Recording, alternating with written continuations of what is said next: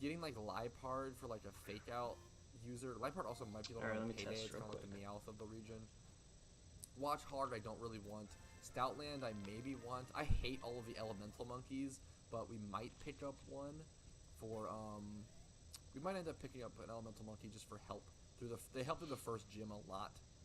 Okay, nothing there. Did I mark this Patrat as 1 times 30? Yeah, I actually instinctively renamed it 1 times 31, which is pretty funny. Okay, we still have. I still want to catch 1 to 2 more Pokemon because otherwise I won't be able to beat Sharon and Bianca in their challenge. I think they catch like 2 to 3, maybe like 1 to 3. I'm not quite sure, so I'm gonna do a couple more encounters here.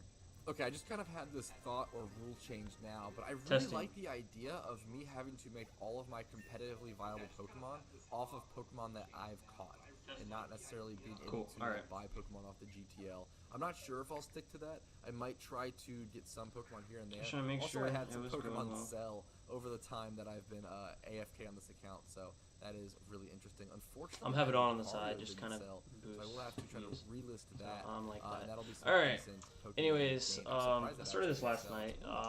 What I am planning on doing is boosting. Getting a Ditto for that wouldn't be too difficult. Like, I just realized this is aspect ratio is not really solid Lucario with that naughty nature as well.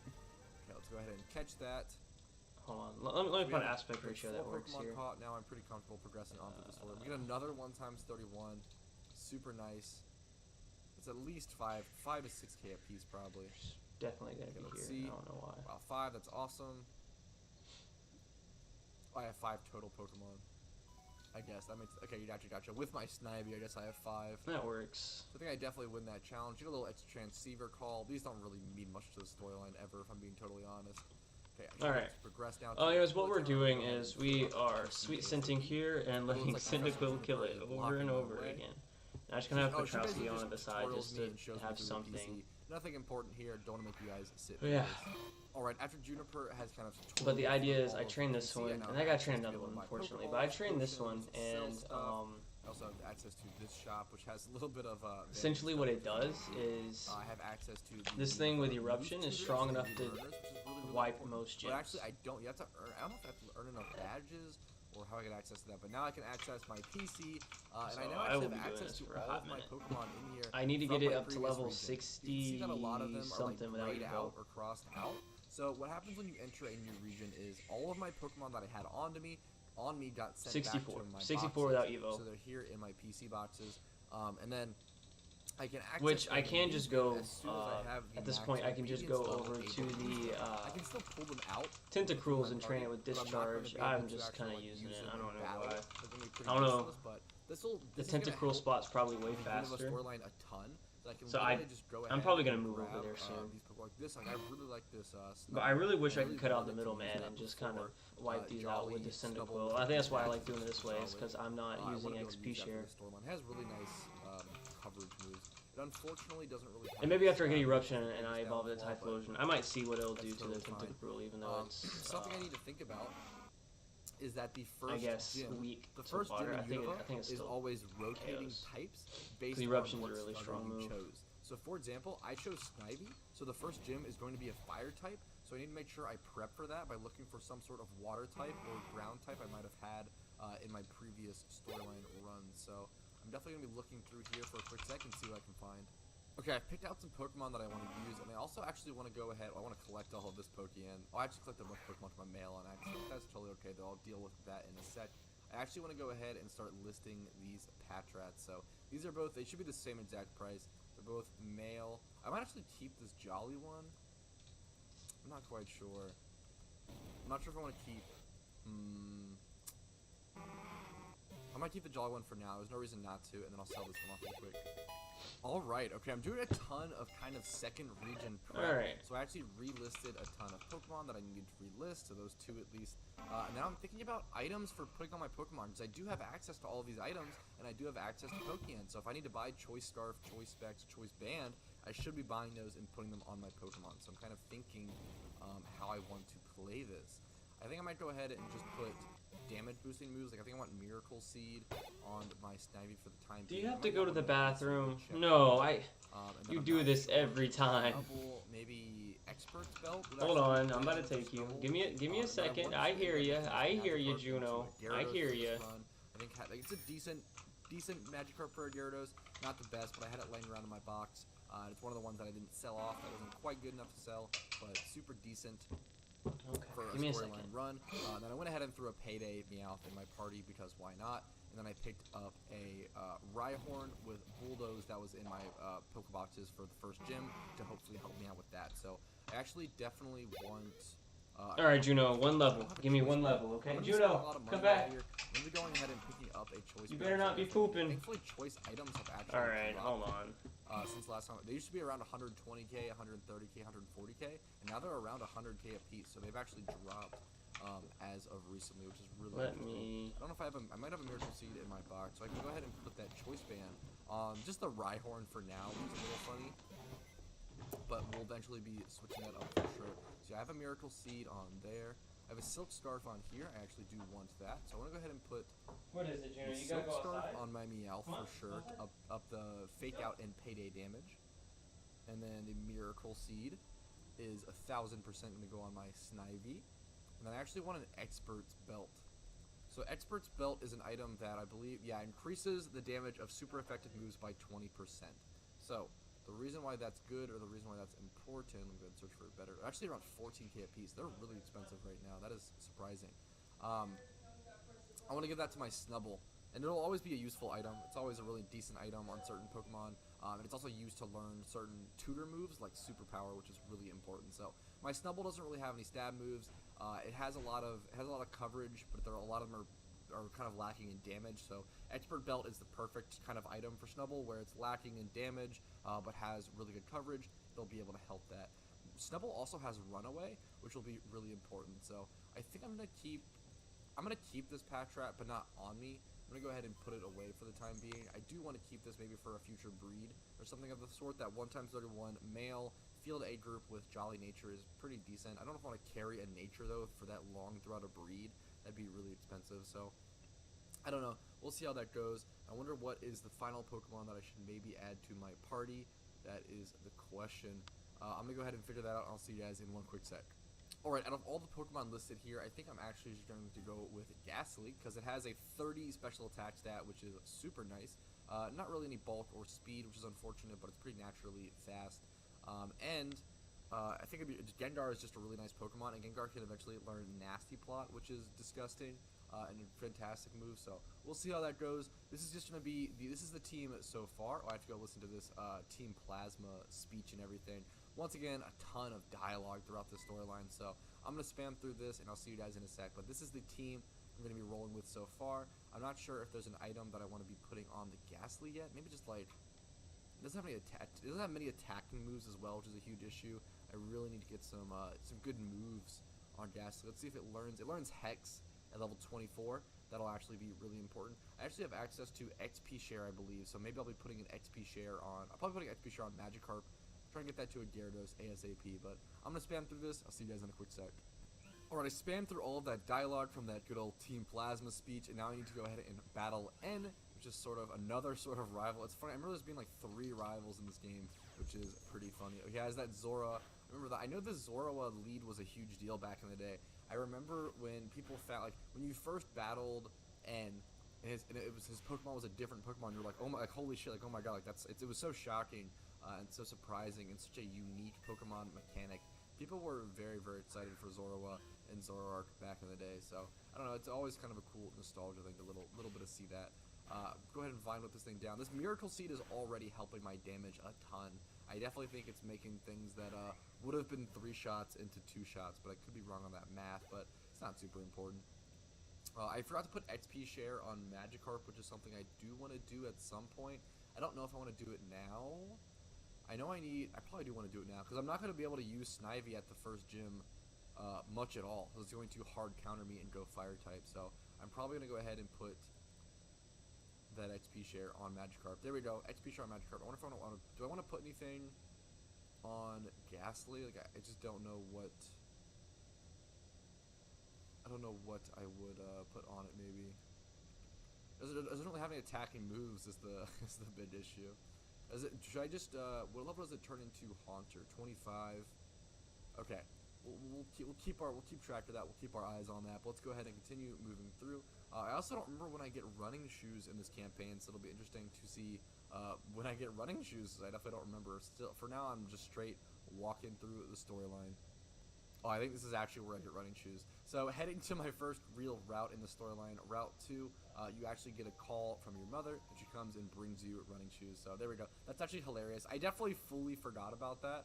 It's kind of funny to immediately kind of get them after saying that. So I don't know. That's a cute little fun surprise. We love that. I'm gonna go ahead and talk to this girl. Start this battle. Actually, she won't battle me. She's not a trainer. Okay, I do have run though now, so I can go ahead and start running through, doing some battles and getting some XP onto my Magikarp.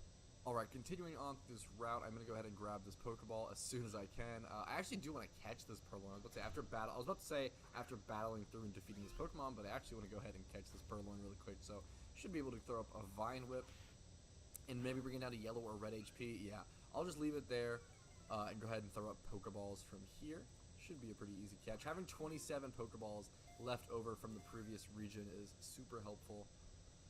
Go ahead and catch. Nice. Easy peasy. Let's go ahead and check the IVs, see if anything decent. It's also nice to see my encounters, man. I mean, I'm really enjoying seeing the counters slowly raise as I start to get through the storyline. Honestly, not the worst. It feels like a storyline Pokemon. Having the naughty nature is nice, but don't really care too much. One potion for me. Thank you, thank you. I'm going to go ahead and continue through this route. I want to start battling trainers. I believe this is a trainer. Okay, perfect. I want to start battling through trainers and getting that extra little bit of Pokeyen and getting some more XP.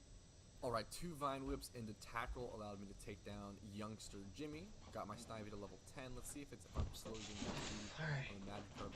244, it looks like. I wonder if I can battle this dude as well. I might as well. I want to get as much XP as possible right now. He's also not a trainer. It's funny how few of these people are trainers. Is this a trainer? Okay, perfect. I want to battle as many people as possible right now. This early XP is going to be really important. If I remember correctly, the early game is actually kind of difficult. Like, probably the most difficult part of the region in Unova is going to be that first gym, since they hard counter you so much. But coming into this region with, previous region experience helps a ton.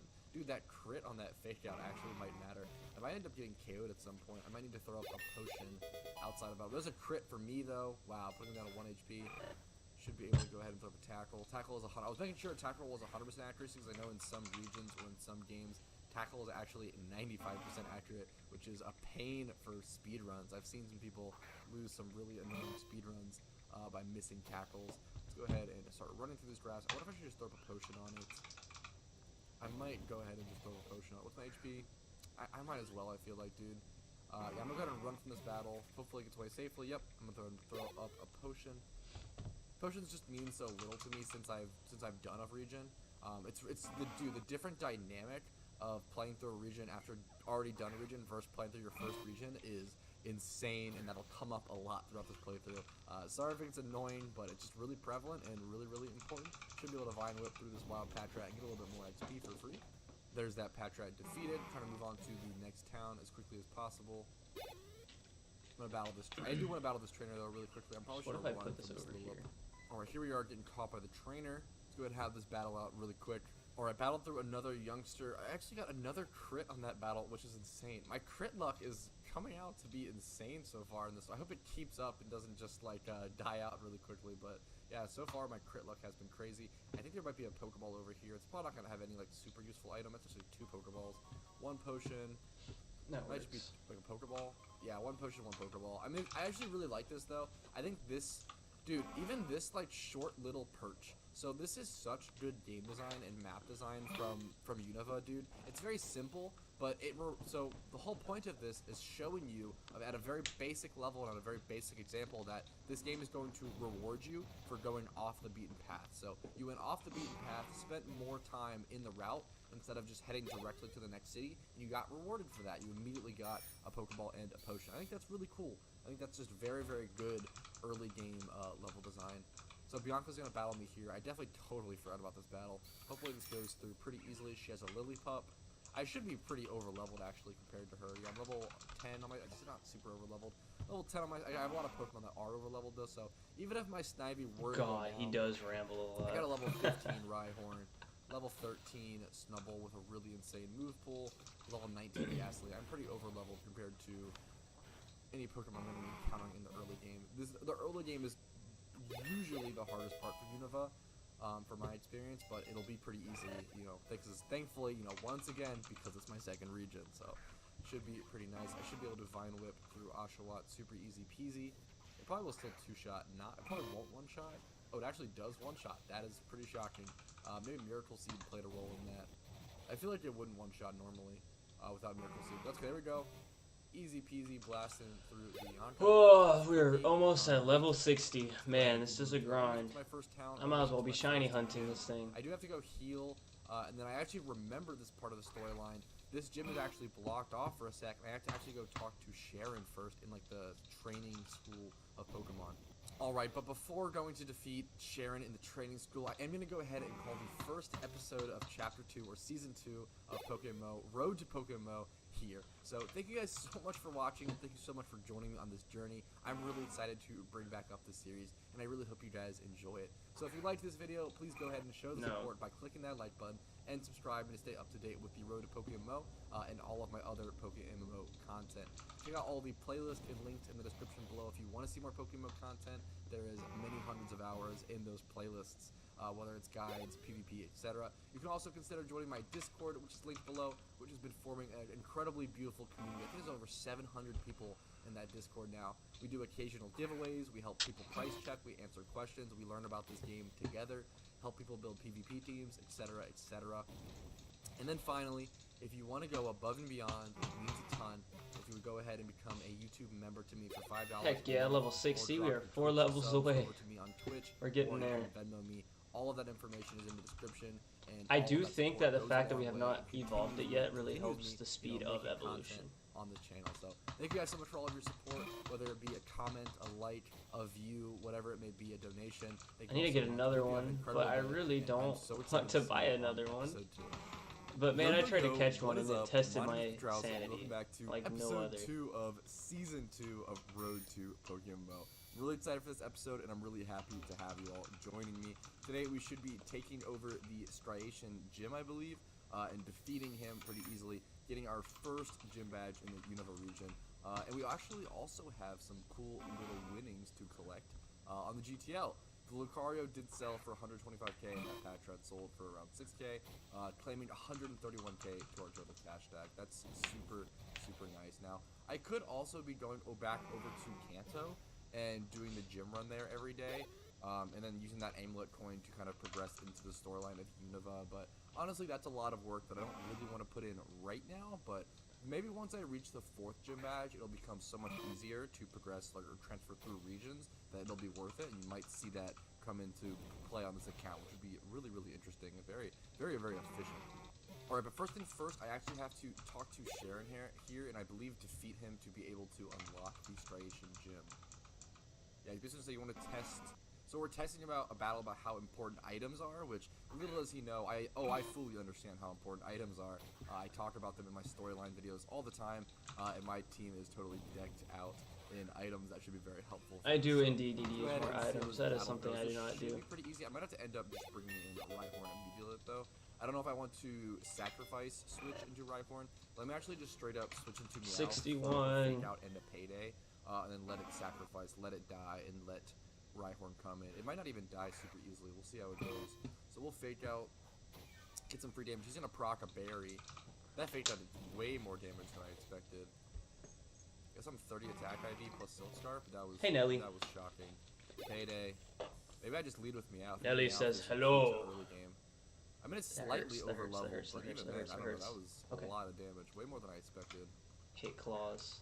Purloin this person. I need to see if I can mute. Should be able to Payday this thing. I wonder if Payday will bring this thing up like 20%. Oh, it actually just won. Dude, what? No. Okay, this Meowth might be really good for that. I mean, it's very little extra Poke-Yen. Let's actually see. It's probably like, what, like 100 extra Poke-Yen? Payday's nice.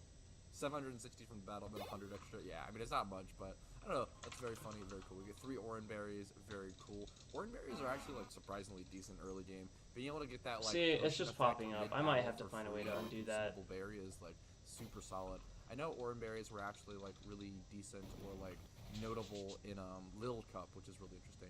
Actually, I don't want to heal yet. I don't want to waste time healing yet. I want to actually head over to the gym, and start battling through the pre-gym leader trainers, and then I could heal after battling through some of them. Because that'll just save some time. Hey Nelly, yeah, I wish you would not do that. Fresh water, what a nice guy. Go ahead and keep on. So here I have to. But I don't get what I want. Puzzles where it's like, oh, step on the move that's super effective against the move on the curtain. That's it. Can I dodge this dude? No, you have to battle each one of these. I don't think it's possible to dodge them, but that'd be interesting. But I'm gonna go ahead and battle through this dude really quick. Don't want you guys to sit through the entirety of this battle. It should be no problem, especially with the Pokemon that I have on my team coming over from the Kanto region. Okay, that guy defeated, easy peasy. Gonna step on grass right here. I'm waiting for the time where I misstep and just click on the wrong thing and look like a silly goose right on cam. That'd be pretty unfortunate, but it'd be funny. Okay, I'm gonna go ahead and battle this girl really quick. See you guys. No, you're not going up there. I don't know. I'm really liking this series, and I hope you guys are liking it too. It's ending up being like not what I expected it to be. I wanted it. Oh, my Snivy just got destroyed. That's hilarious.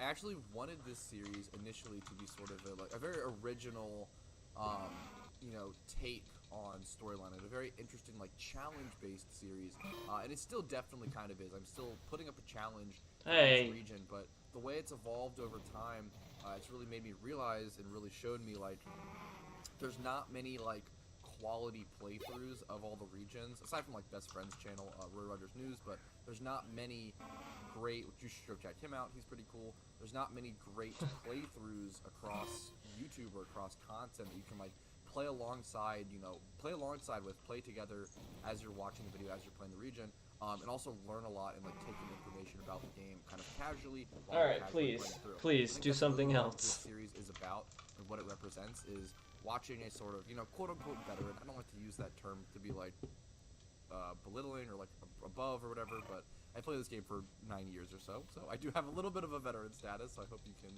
understand that. Not that I'm the best PokeMMO player by any means. There's definitely a lot of people who could do this better, but so I'm gonna be against the fire dude. But I think it's nice to have sort of that veteran's perspective going through all the storylines and hopefully helping some newer players. Because I always talk about this, PokeMMO gets so many new players every single day.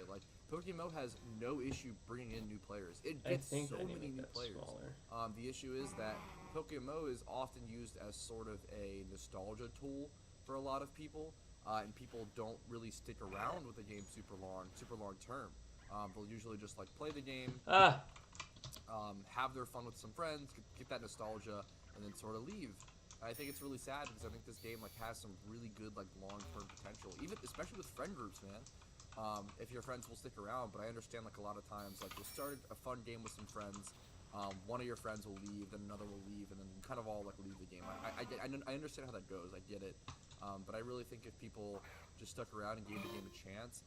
And I think that, a huge part of my content, I've talked about this a lot. One level away. Transition newer players into veteran players because this game has such long-term potential. And there we go. There's our first gym badge. Beautiful, beautiful, beautiful. I think this is really one of the only Pokemon MMOs, or maybe the only Pokemon MMOs that has that true long-term potential. There are some other cool Pokemon MMOs out there. But I really think PokeMMO has been around the longest, and it's been successful the longest for a lot of reasons, right? There's good reason with that, with the way they produce the game, the way they distribute the game, the way the game is made, and all the balancing decisions they make, and all of the events and how active they are with their community. I think PokeMMO just really has so much potential, and I want to see it capture that potential, and I want to see players see that potential in it. But end of that spiel. Thank you guys so much for listening to that. If you did, I really appreciate it. I hope you guys are enjoying your own playthrough. If you're playing, the idea of people playing their storyline alongside me makes me literally so happy. So this girl is going to talk to me. He knows. He knows. Patch that I always forget about this part in the storyline. It's her. You go over to the Dream Yard, and I have to protect almost named or a Moon, my dog that. And then it'll or letter for letter. So, let me make sure one of my Pokemon knows cut. I don't know if any of them know it yet. Teaches me out. That's totally perfect. It also knows Flash. I'll do teach over Faint. So it can have 2 HMs and then Fake Out Payday. That's super perfect. I don't even need to heal my Snivy. Grammarly adds confidence, so you don't. Oh snap! An ad. He's getting free revenue off me. No. No. No. I don't know if this is a trainer or not. Okay, it is. Go ahead and level up. It's here. A little. I really do want to see my magic. It's pretty much doing what Lava Plume's doing. I'm really looking forward to. I think that'll be. I Heck yeah. Played a storyline through with Gyarados in like a really long time. I'm just super excited for that. I should be good to just. I don't know if I should. Heck, and it evolves. Let's go. I am choice banned on this Rhyhorn, so whatever move I select, I won't be able to step away from. And I'm kind of. I'm waiting to see someone have like a pit of, or like a pheasant. Heck yeah, Quilava. Tranquil. Let's go.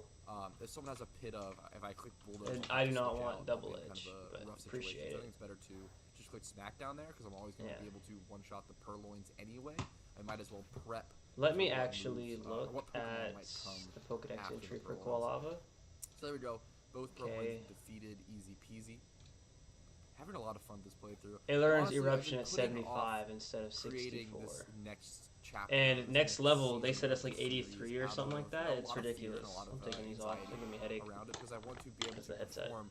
I want to be able to present you guys with quality content. I want to be able to give you guys as much information and as much. First time using Eruption. In the first season, heck yeah. Heading into the second season, and I really want to live up to that expectation, and I really want to do well. So I hope you guys enjoy this. And if you have any tips or feedback, heck yeah, you all die. Get out of here. Please let me know. And I'm very happy and open to hearing all of that. So we do have our first. The only problem is since we get rid of Lava Plume, we can only do this 5 times instead of 6. I just have a lot to say. In these first couple episodes, I just have a lot to say. Here's the Muna. As soon as we get this one, I'm gonna try for a little bit to catch another one instead. But I doubt it's gonna happen. I'm gonna go ahead and head over to Black and White is one of my favorite storylines. I haven't played it the most. I've played Fire Red Leaf Green the most, but I probably played Black White the most post game, surprisingly. But I probably put the most hours into Fire Red Leaf Greens. I used to reset my characters as a kid and just like run through the storylines over and over again. Or a lot of times, so if you grew up with siblings like I did, I would split, the one cartridge like between me and my brother. We both had a Game Boy, but we would split, like, we only had one of the games, because that's all we could afford at the time.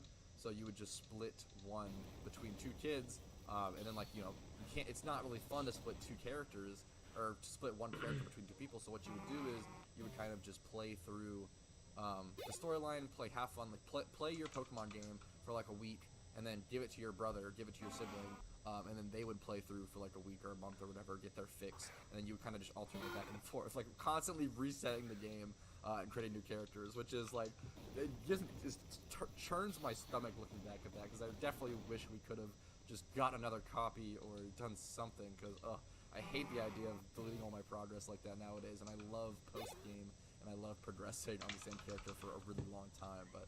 Alright, yeah, we should... We didn't know about shinies and stuff back then at all, so I definitely like, didn't have much... The only post-game content was leveling all of our Pokemon at Victory Road to level 100. Like, that was all of the post-game content. Okay, so they're gonna be bad boys, mean. Gexus pops in. He's like, what are you guys doing? You're being too mean to Pokemon. Stop. He takes him away. Alright, Typhlosion time. We quote-unquote... And there is one of them. I just need to train one more. Which is very funny. We can see that. Here you go. Actually, motherly figure Musharna comes out to protect her baby Muna.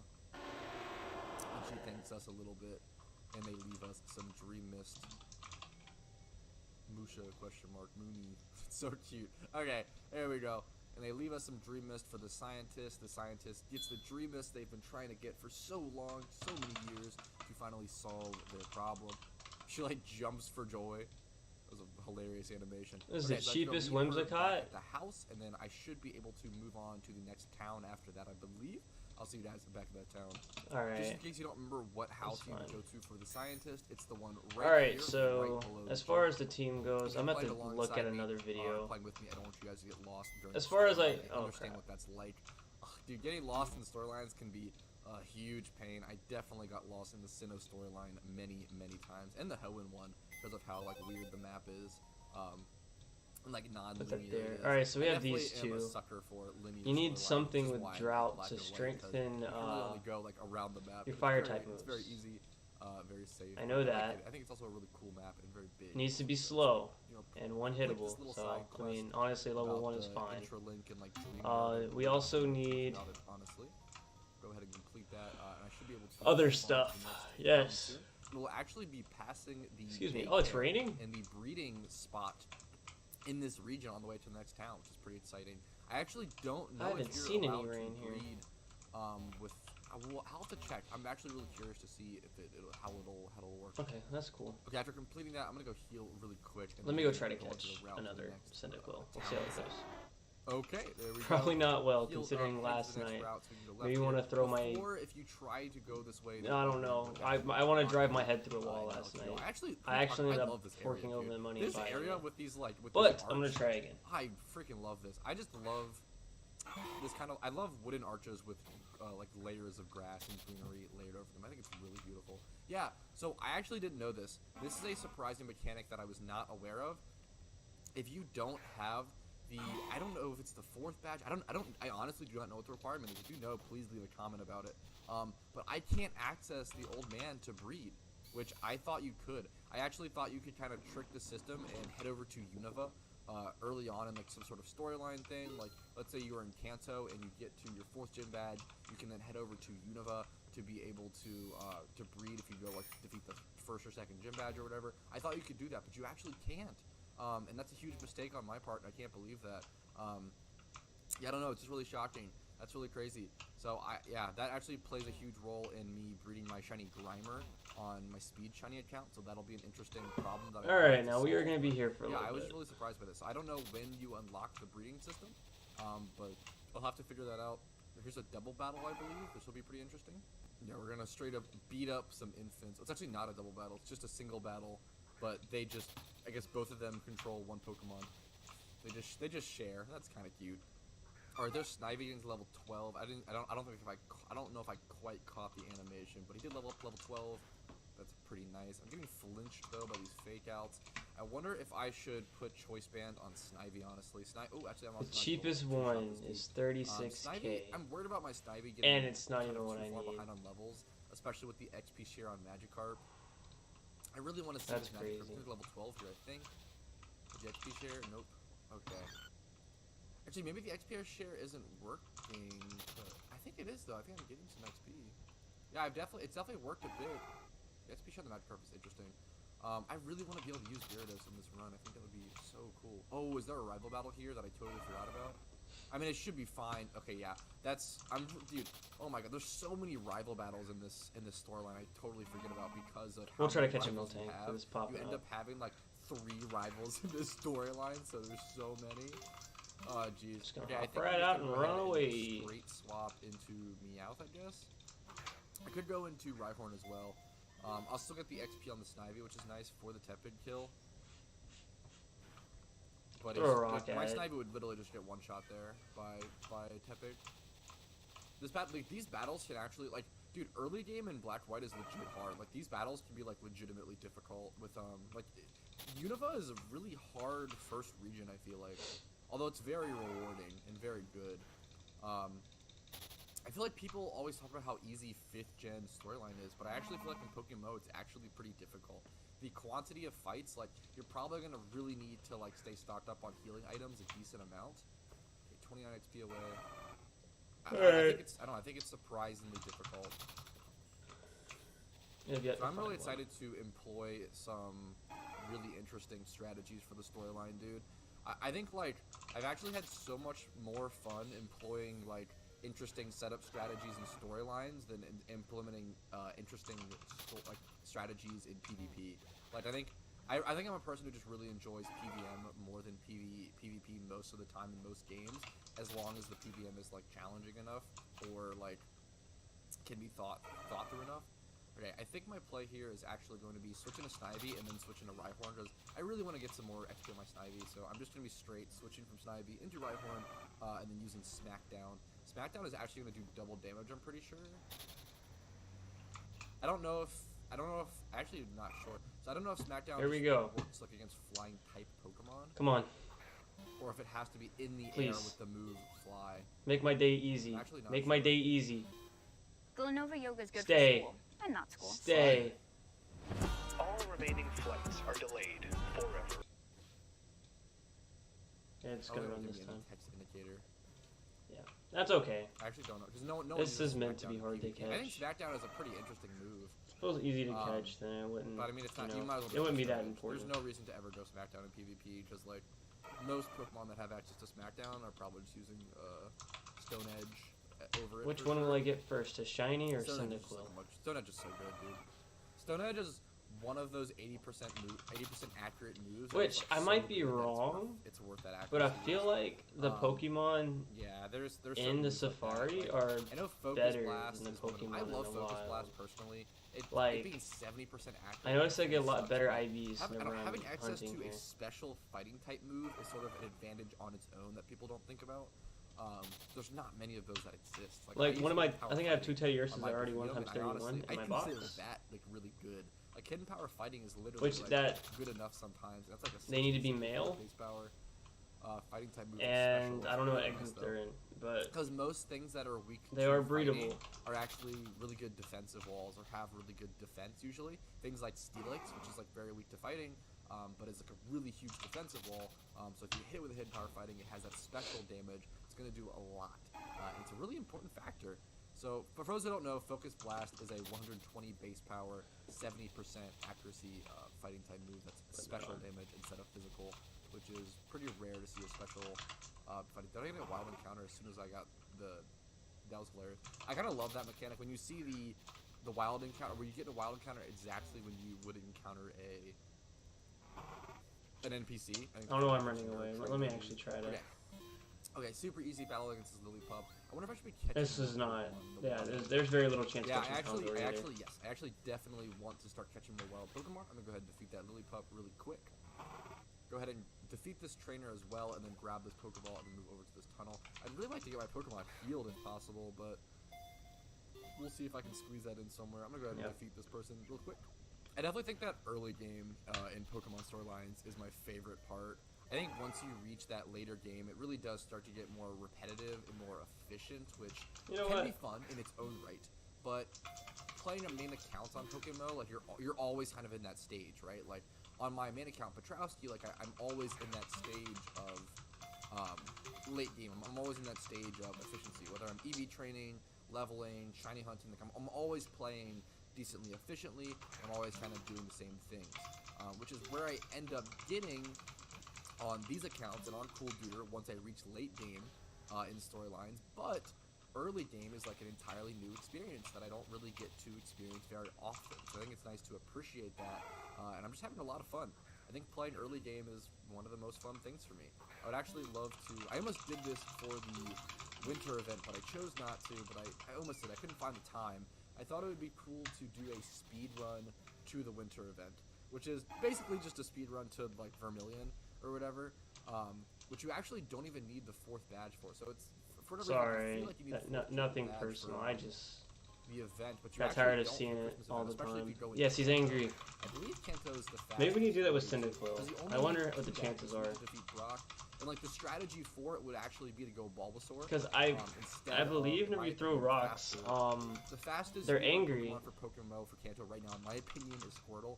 I think I have it backwards. I think you throw bait and they might run away from the bait, but they also might eat it. Bulbasaur is really good early game against the first 2 gyms, which is true, but it falls off way too hard against the 4th and 5th gyms, in my opinion, is the issue. Against Erica and Koga, Bulbasaur literally is just useless. And people always say like, oh, but you should have gotten more Pokemon by then, or other Pokemon. But I don't love that argument. I think it takes way too much time to expect yourself to get more Pokemon by then, and level them up and train them. I think that Squirtle is going to be your best option. But anyways, aside from all that spiel, I think that early game speedruns, it actually is best to go Bulbasaur. So doing a speedrun like to the event start, or being able to enter the Christmas event, and the Christmas event's a perfect example of this because you don't need anything. You don't need any Pokemon. There's no like requirements to dude, my Pokemon are so low. There's no requirements. Oh jeez, I wonder if I should pop a potion or something. What's my dude's HP? There's no requirements to enter the event aside just being able to access Vermilion City. So I think it's a really cool place situation thing. I think it's a really cool speed run. It's basically like, hey, like how fast can I start a new account or be a new player? And like if let's say I accidentally like started playing PokeMMO during the Christmas event, just out of coincidence. How fast can I, as a new player, access the event? I think that's a really cool question to be asked and to be answered. And I think that's something I wanted to do but couldn't get around to the time, unfortunately. I can definitely just speed run it like retroactively. Like I don't need the event going on to be able to do Alright, let's try another Miltank. Less of an interesting video, less of an interesting question, for sure. Eat.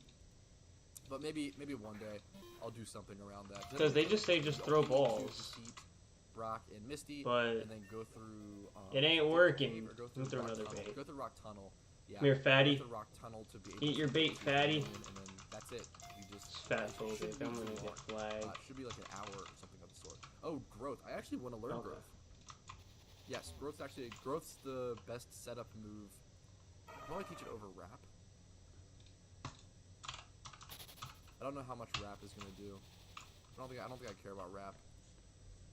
I'm gonna go ahead and teach growth. Growth, a decent setup move, will take for the time being. It raises my special attack and attack by 1 stage. So if you're playing alongside me, it's always good to get any sort of setup move in the Pokemon storyline. So I'm gonna be grabbing that while I can.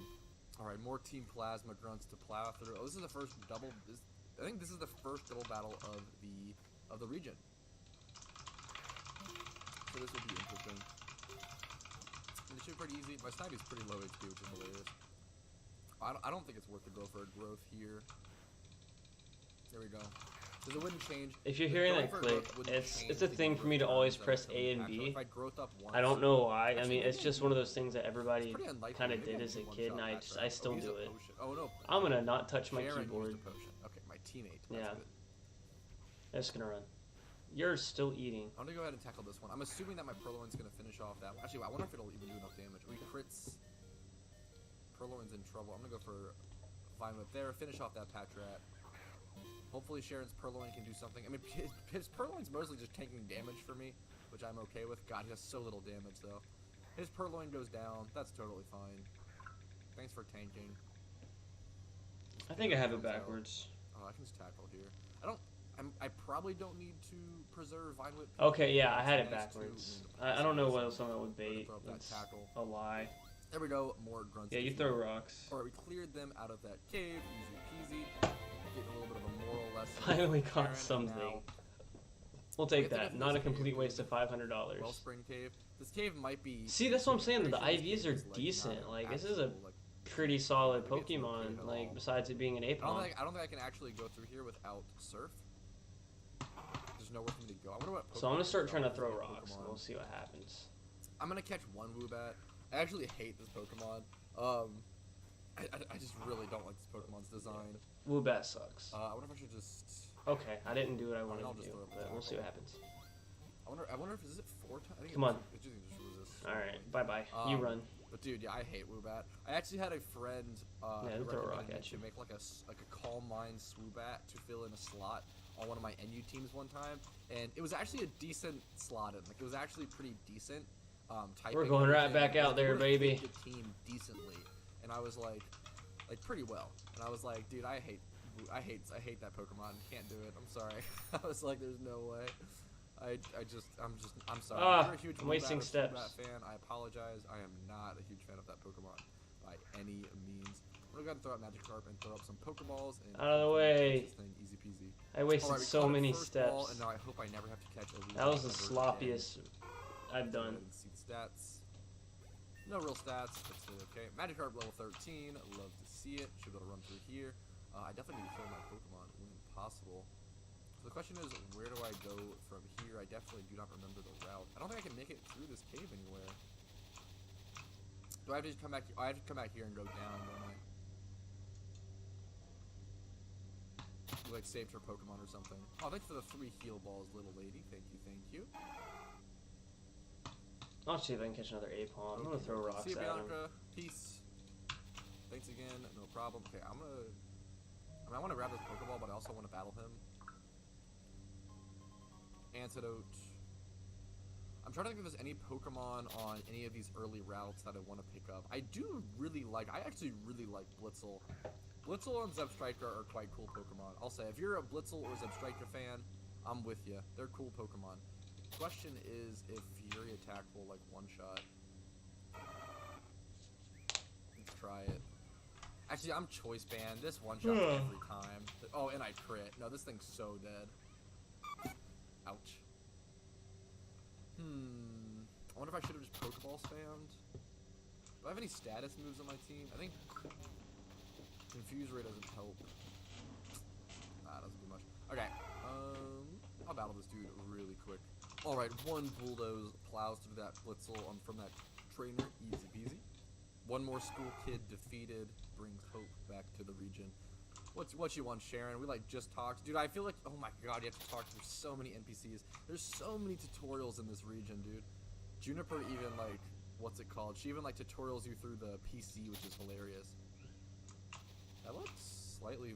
I almost thought that was shiny for a second. I don't know why that Purloin looked slightly miscolored for a second. I was like, no way, right? Interesting. I wonder if Horn Attack... I think literally everything kills. I think I'm, with Choice Band early game is just so strong. Oh my god, it actually didn't... Wow. Ate my words right in front right in front of me, and now it's gonna sand attack me. Dude, if I miss this, if I literally, trash talk... Okay, there we go. If I trash talk, it sand attacks me, and then I, miss and miss and miss. That would have been retribution. Whew. I want to see if I can... So far, not a single Cyndaquil this run. Truly hard seltzer. Now made with real fruit juice. It's real refreshing. If I can get a double encounter. Just a pit of. Since I'm in this grass. I actually haven't caught a pit of yet. Okay, I wonder if I can do that Horn Attack again. Let me Horn Attack and see if I can get low HP and catch it. That'd be perfect. Okay, let's see if it lives. I was trying to get rid of something. Yes. Okay, perfect. Okay, that's actually... Okay.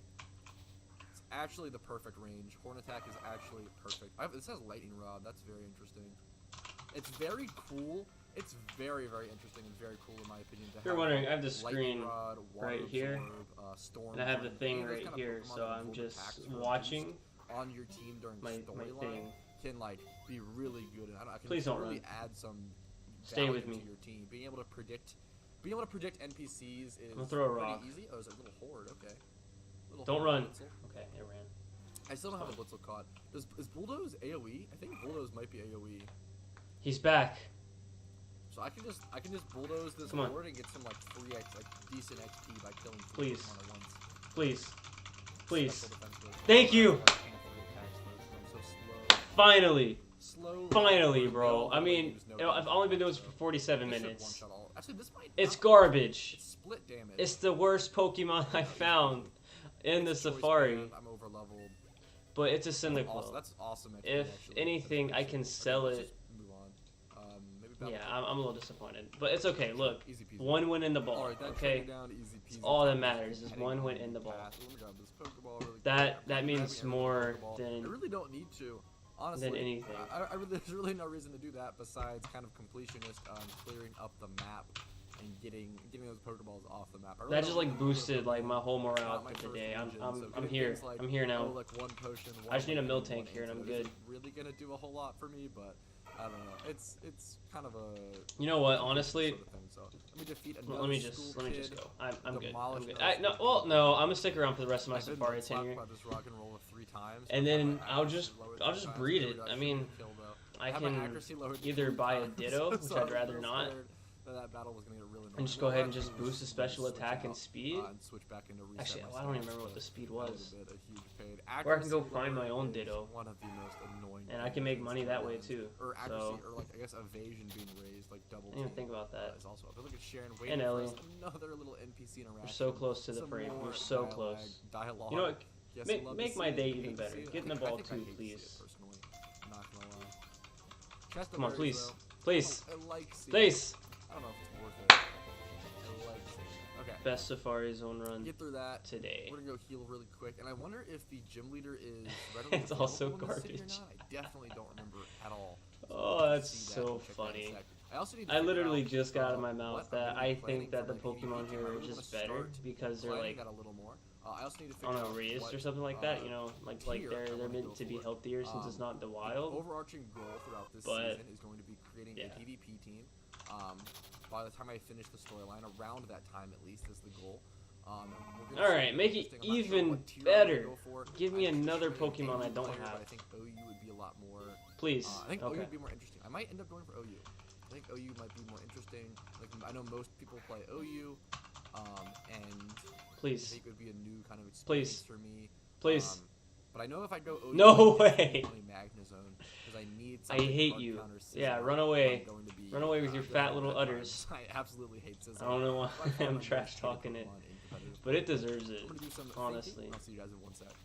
Alright, but I actually have a lot more footage than I realized. There was a ton of talking and speeches throughout this episode. I really hope you guys enjoyed it and had fun and was entertained, and maybe it played alongside me. But that's going to be it for episode 2 of season 2 of Road to PokeMMO. Hope you guys are really enjoying it. If you did enjoy it, go ahead and show me by liking the video and subscribing for more PokeMMO content. Check out all of the playlists linked in the description below for more PokeMMO content. What's your problem, dude? If you're hungry for more content and you want to watch something. Alright, here's another one. Come on. Come on. Get it. Also consider. Look, I have one, but I would really like another. If I say pretty, please don't run. It's okay. Just listen to me. Get in the ball. Get in the ball, or this is coming for you. Also, finally, consider becoming a YouTube member to me for $5 Alright. a month. If you want to go, she's still thinking about it. Come on, get in the ball, please. If I have helped you please. enough or entertained you enough to earn that, I would really, really appreciate it. Thank you all so much for watching. Have an incredible day. Fair. See you guys at episode 3. Alright, give me another one. What is up? My name is Petrowski. Welcome to episode 3 of I'm gonna go for this as well. Road to PokeMMO. So, we got our first gym badge in Unova last episode. We got a decent amount of money by collecting some Pokemon, but I think I used up a little bit of luck here. Really need it. That's okay. I'm gonna catch this and see what happens. Because I believe in Ursaring is pretty good. That's very cool. So officially 2 days. If I can just get a bunch of Ursaring that are pretty decent and breed them together, pretty set. We'll definitely see some changes as time goes on. I'd be happy. And I'm pretty excited for this one. So I actually have something really exciting to unveil. I only have 8 more steps anyways, so this is probably my last encounter. Lay out my team. So as you may have heard, or you may know, the overarching goal of this season and of this region. All right, let me see what I got here. An OU competitive team from scratch, I guess, on this account. And that'll be really, really interesting. I'm definitely going to. I decided I am going to allow myself to buy Pokemon off the GTL and make money, as that's part of the main account experience. The point of this series has become was that part of the thing? What the main account experience is like in PokeMMO. Okay, well it's Blaze anyways, but which is where I'm recording the season 2. Alright, so apologies if this document I will break down readable. Basic rough overview. I'm really excited for what I've laid out so far. An excruciatingly rough outline, as you can see. You just overlapped I literally yourself. only have 1 gym badge in Unova. Timid, what is that? I don't want to get ahead of myself and get to too much planning, but this is what I have so far. This is the kind of team Special I'm putting together. attack. There might be some drastic changes. There might be slight changes. Crap. Let me go ahead and run through everything a little bit and kind of show you guys my thought process. So Magnezone is a no-brainer for me. I absolutely hate dealing with Scizor and Magnet Pull Magnezone with Hidden Power. I wish that you didn't have to do this. There probably is a way to open it in the Pokedex. For those who don't know, Magnet Pull is an ability that basically Steel types can't run away from Magnezone in battle. So you either have to predict a Scizor switch in and then switch in Magnezone, or if your opponent, I guess, misplays around it, if they just stay in on Scizor when you have a Magnezone on your team, it's a misplay. They should always switch out because they should always expect the Magnezone, or maybe throw up a close combat. There's a lot of. What is yours? What is yours? Please be field. It's not just a Magnezone like hard counter. I didn't even check the gender yet, and the other one's a male anyway, so it doesn't matter. Which is insane. Now I'm just curious. What is it? What is it? It's so powerful. But Magnezone, yeah, it's the best answer to it. Magnet Pull plus HP Fire is going to be. Alright, I can either get an Eevee here, not an Eevee, a Ditto. Darmanitan is just a Pokemon that I really, really like. It has a lot of power. It gets U-Turn, I'm pretty sure. U-Turn, Flare Blitz. Really, really powerful Pokemon. You throw on Choice Scarf. It is an all-out offensive Pokemon, so this team is already extremely aggressive. This is a very, very aggressive team. I might end up having to change it just because of how aggressive it is. It's pretty insane. Darmanitan could be a decent lead, but it's definitely not the best lead on this team. Having U-Turn is really nice on any sort of lead Pokemon, so that's important to keep in mind. But so Magnezone is sort of an answer slash. Magnezone's a lot of things. It'll be a little bulky or decently bulky, while also being a direct answer and counter to Scizor and Skarmory. That's an important one as well. While also just being a decently typed Pokemon. 31. So it's kind of a utility counter You were the one I want. Pokemon. Was that the second one? Darmanitan is a hole puncher, is what I would call it. Kind of punching holes through the enemy team. Hopefully just taking out Pokemon entirely and one-shotting them or presenting a ton of pressure. Alright, by just so on that note, Darmanitan, for those who don't know, has, I believe, like a 140 or 145 base attack, an extremely high base attack stat, on top of some really high base power. Where's the daycare here? I don't forgot. Which is 120 base power, and it's stab, so it's going to do a lot of damage. And then you throw on Choice Scarf to sort of remedy some of the speed that Darmanitan is. I don't know where the daycare is here. That's kind of embarrassing. I'm going to go to Slateport. It's a little slower, like 90. It's not that slow, but it's a little slow. So Choice Scarf really lets it outspeed everything and demolish. It's so hard keeping up with a bunch of maps, in my opinion. It's just so difficult. I'm going to go Unova, because I know for a fact where that one is. One of the best beginner Pokemon to start playing OU competitive with, because he's so bulky, does so much damage, so strong. You can make a lot of mistakes with Conkeldurr, especially against Conkeldurr mirror matches, which is how I'm going to play my Conkeldurr. I actually really want my Conkeldurr to have 31 speed plus some slight speed investment. I should own the other city. Opposing Conkeldurr. I'm not sure about Bulk Up yet. Bulk Up might be a slot in. I know some people go Bulk Up for specific reasons, but I don't remember if it's actually to counter other Conkeldurr or what. If it does, yeah, I'll have to see. So many people here. Alright, I'm going to set you down here and set you down here, and I'm going to take you and you. Bulky, decent switch that can be a sweeper and also just be a little bit of a hole puncher, but not as much of a hole puncher as Darmanitan. It's more of a long-lasting. I'm losing my train of thought. Alright, so let me see what I want to do here. Your EV. Speed EV 17. Cloister is yours is 23. So, glass cannon, pretty glass very worst. That's cannon-y fine. monster. We really care about special attack. That's really the only thing we care about. And we don't want anything else from the Cyndaquil. So that makes this breeding process way cheaper. So Cloister, special attack. Smash. So basically the play every single game with Cloister is going to be to lead with Cloister, throw up one Shell Smash, which what Shell Smash does is that it boosts your attack, special attack, and speed all sharply, which is insane.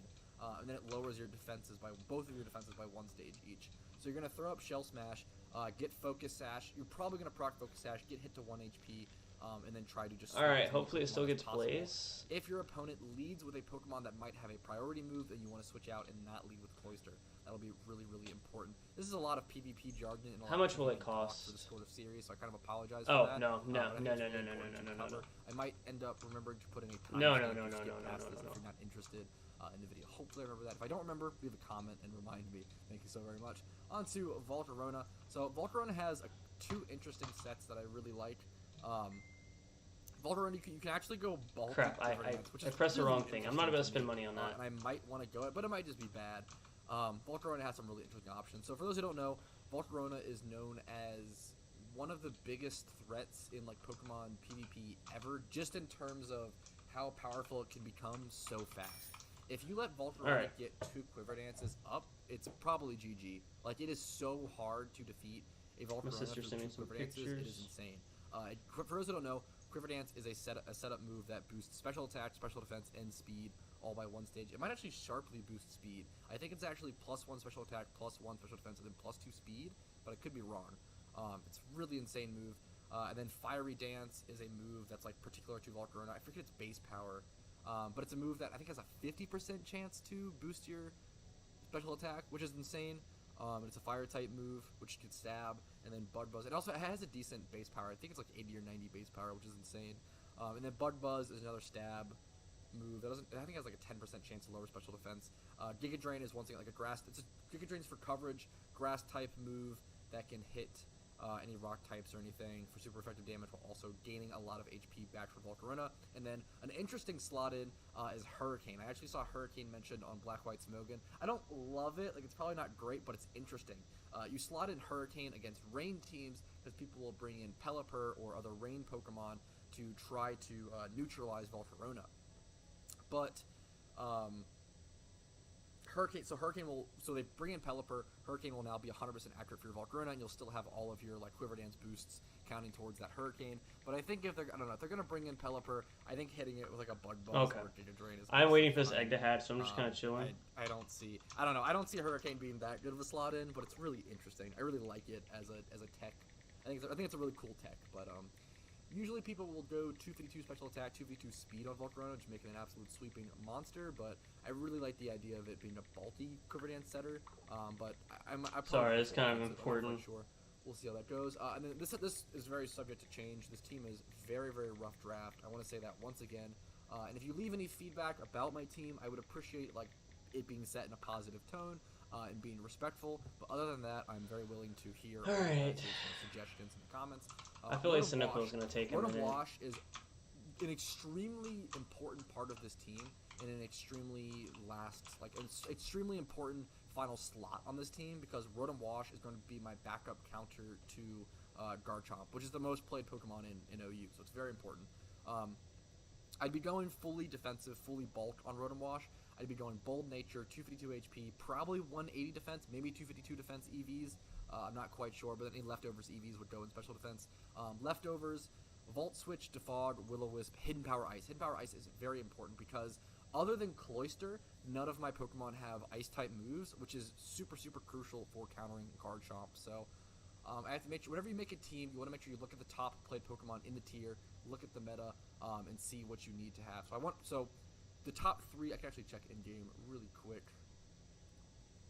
Let me actually check statistics, overuse. Let me actually close the notepad for a sec so I can show you guys. So the top 3 most played Pokemon in OU right now are Garchomp, Scizor, Rotom Wash, and then Conkeldurr and stuff. You want to make sure you have stuff to be able to deal with those Pokemon. So Garchomp, I'm making sure I have Cloyster, and Rotom Wash is a huge importance. Cloyster is a lot of the times going to be my lead Pokemon, so I won't always have Cloyster to deal with Garchomp. So if Cloyster is taken out, I have Rotom Wash as my backup with HP Ice. Garchomp's 4 times weak to Ice, and I'll have to make sure I might need to add some special attack EVs or something of the sort. I'll have to make sure I calculate the damage on Showdown Calc. It's not there yet. Sure I can one-shot a Garchomp, so I'll be checking that. And then Scizor, alright, don't fall. Magnezone is just the immediate answer, and then Volcarona is also nice. Yeah, Scizor is pretty decently covered. Rotom Wash is a weird one. Rotom Wash is definitely one of the harder Pokemon for my team to counter, probably. But my team is so aggressive, and I have so many setup Pokemon that I should be able to like just set up Quiver Dances in Rotom Wash's face, or set up Shell Smash. Oh man, I don't know how long it's gonna take. It's gonna take a minute. I'll tell you what. Probably the hardest thing for my team to answer, but I'm not worried about it. My team should be able to deal with it. I need to get out of here before I white out because I don't have any. I have a Gloom. We'll see. That might be something I have to. Yeah, let me leave. Conkeldurr, I want my Conkeldurr to be able to win in the 1v1, so I'll be where life is easy. Thinking about that, that'll be really important to me. And then Tyranitar is pretty free. Tyranitar is actually so free for my team. Tyranitar is 4 times weak to fighting, and I'm gonna have Conkeldurr, Mach Punch, and Darmanitan. Yeah, no, Tyranitar is so free for my team. Gengar might actually be a pretty difficult thing for my team to deal with, but he's very flimsy, and especially if it's a substitute Gengar set, substitute with Nasty Plot, I'll need to make sure I keep my Cloyster alive. A lot of times people will I'll go ahead and go here to get the EV train. Early advantage. Same thing you do with Cloyster. I can start there with if I leave special my attack, Cloyster versus their Gengar, I win that matchup every time, because what's going to happen is they're going to substitute turn 1, I'm going to Shell Smash turn 1, and then I'm going to get off an Icicle Shard, which hits multiple times with a Rock Blast, so it'll break you can go ahead and hop out. And kill their Gengar, so Cloyster always wins that that's matchup. Fine, Cloyster that's fine. You can come back. Icicle Shard and Rock Blast is so freaking good. But yeah, that's most of my Pokemon. Chansey I can deal with Conkeldurr setup, and Darmanitan can blast through if I get it low enough. Hydreigon, yeah, I'm answering called a cotton lot of the meta Pokemon pretty well with my team. Is. The only one I don't have the best answer to, honestly, is probably Rotom Wash, but I think I have enough damage to be able to blast through him, but if not, we'll have to make a change, and we'll see how it goes. This is the first real OU team that I have like ever made, probably, so I appreciate any feedback. I'm not the best team builder in the world by any means, and I'm just open to hearing anything you guys have to say. But that's it for that PvP team building. I'm going to go ahead and move on to the actual episode. Apologies if this was not entertaining for some of you guys. I hope some of you guys could appreciate this, though, and really enjoy the goal and the challenge of this series and of this. I'm scared if I get one too high of a level, it can't relearn the move. So I'm going to go ahead and buy this one, which is the lowest level on the market available. And hopefully I did not waste my money. Out of the way. Let's go ahead and but it's just 3 grand, so it's no big deal. Sorry if you guys didn't like that, and that was pretty long. My apologies. I don't remember if this gym is ready to be battled, or if I have to go through some sort of... Oh, it's born. Yep, here it is.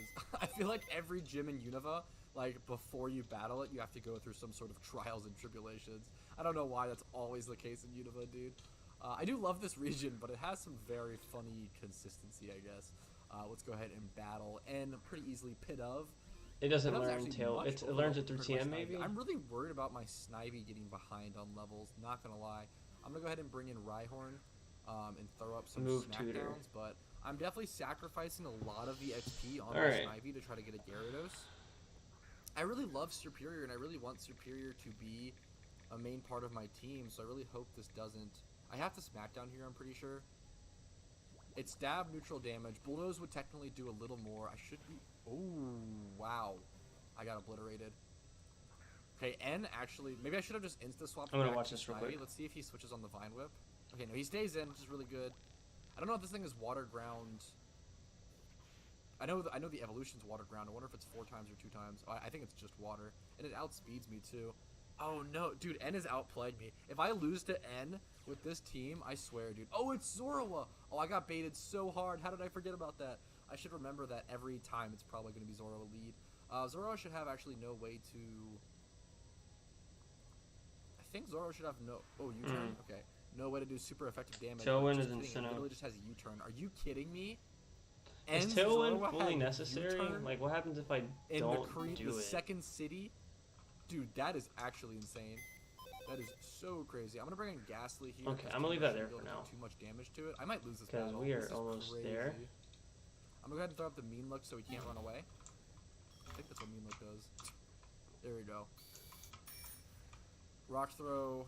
User. Let me check your stuff. And I have like no way to damage this thing. What does Spite even do?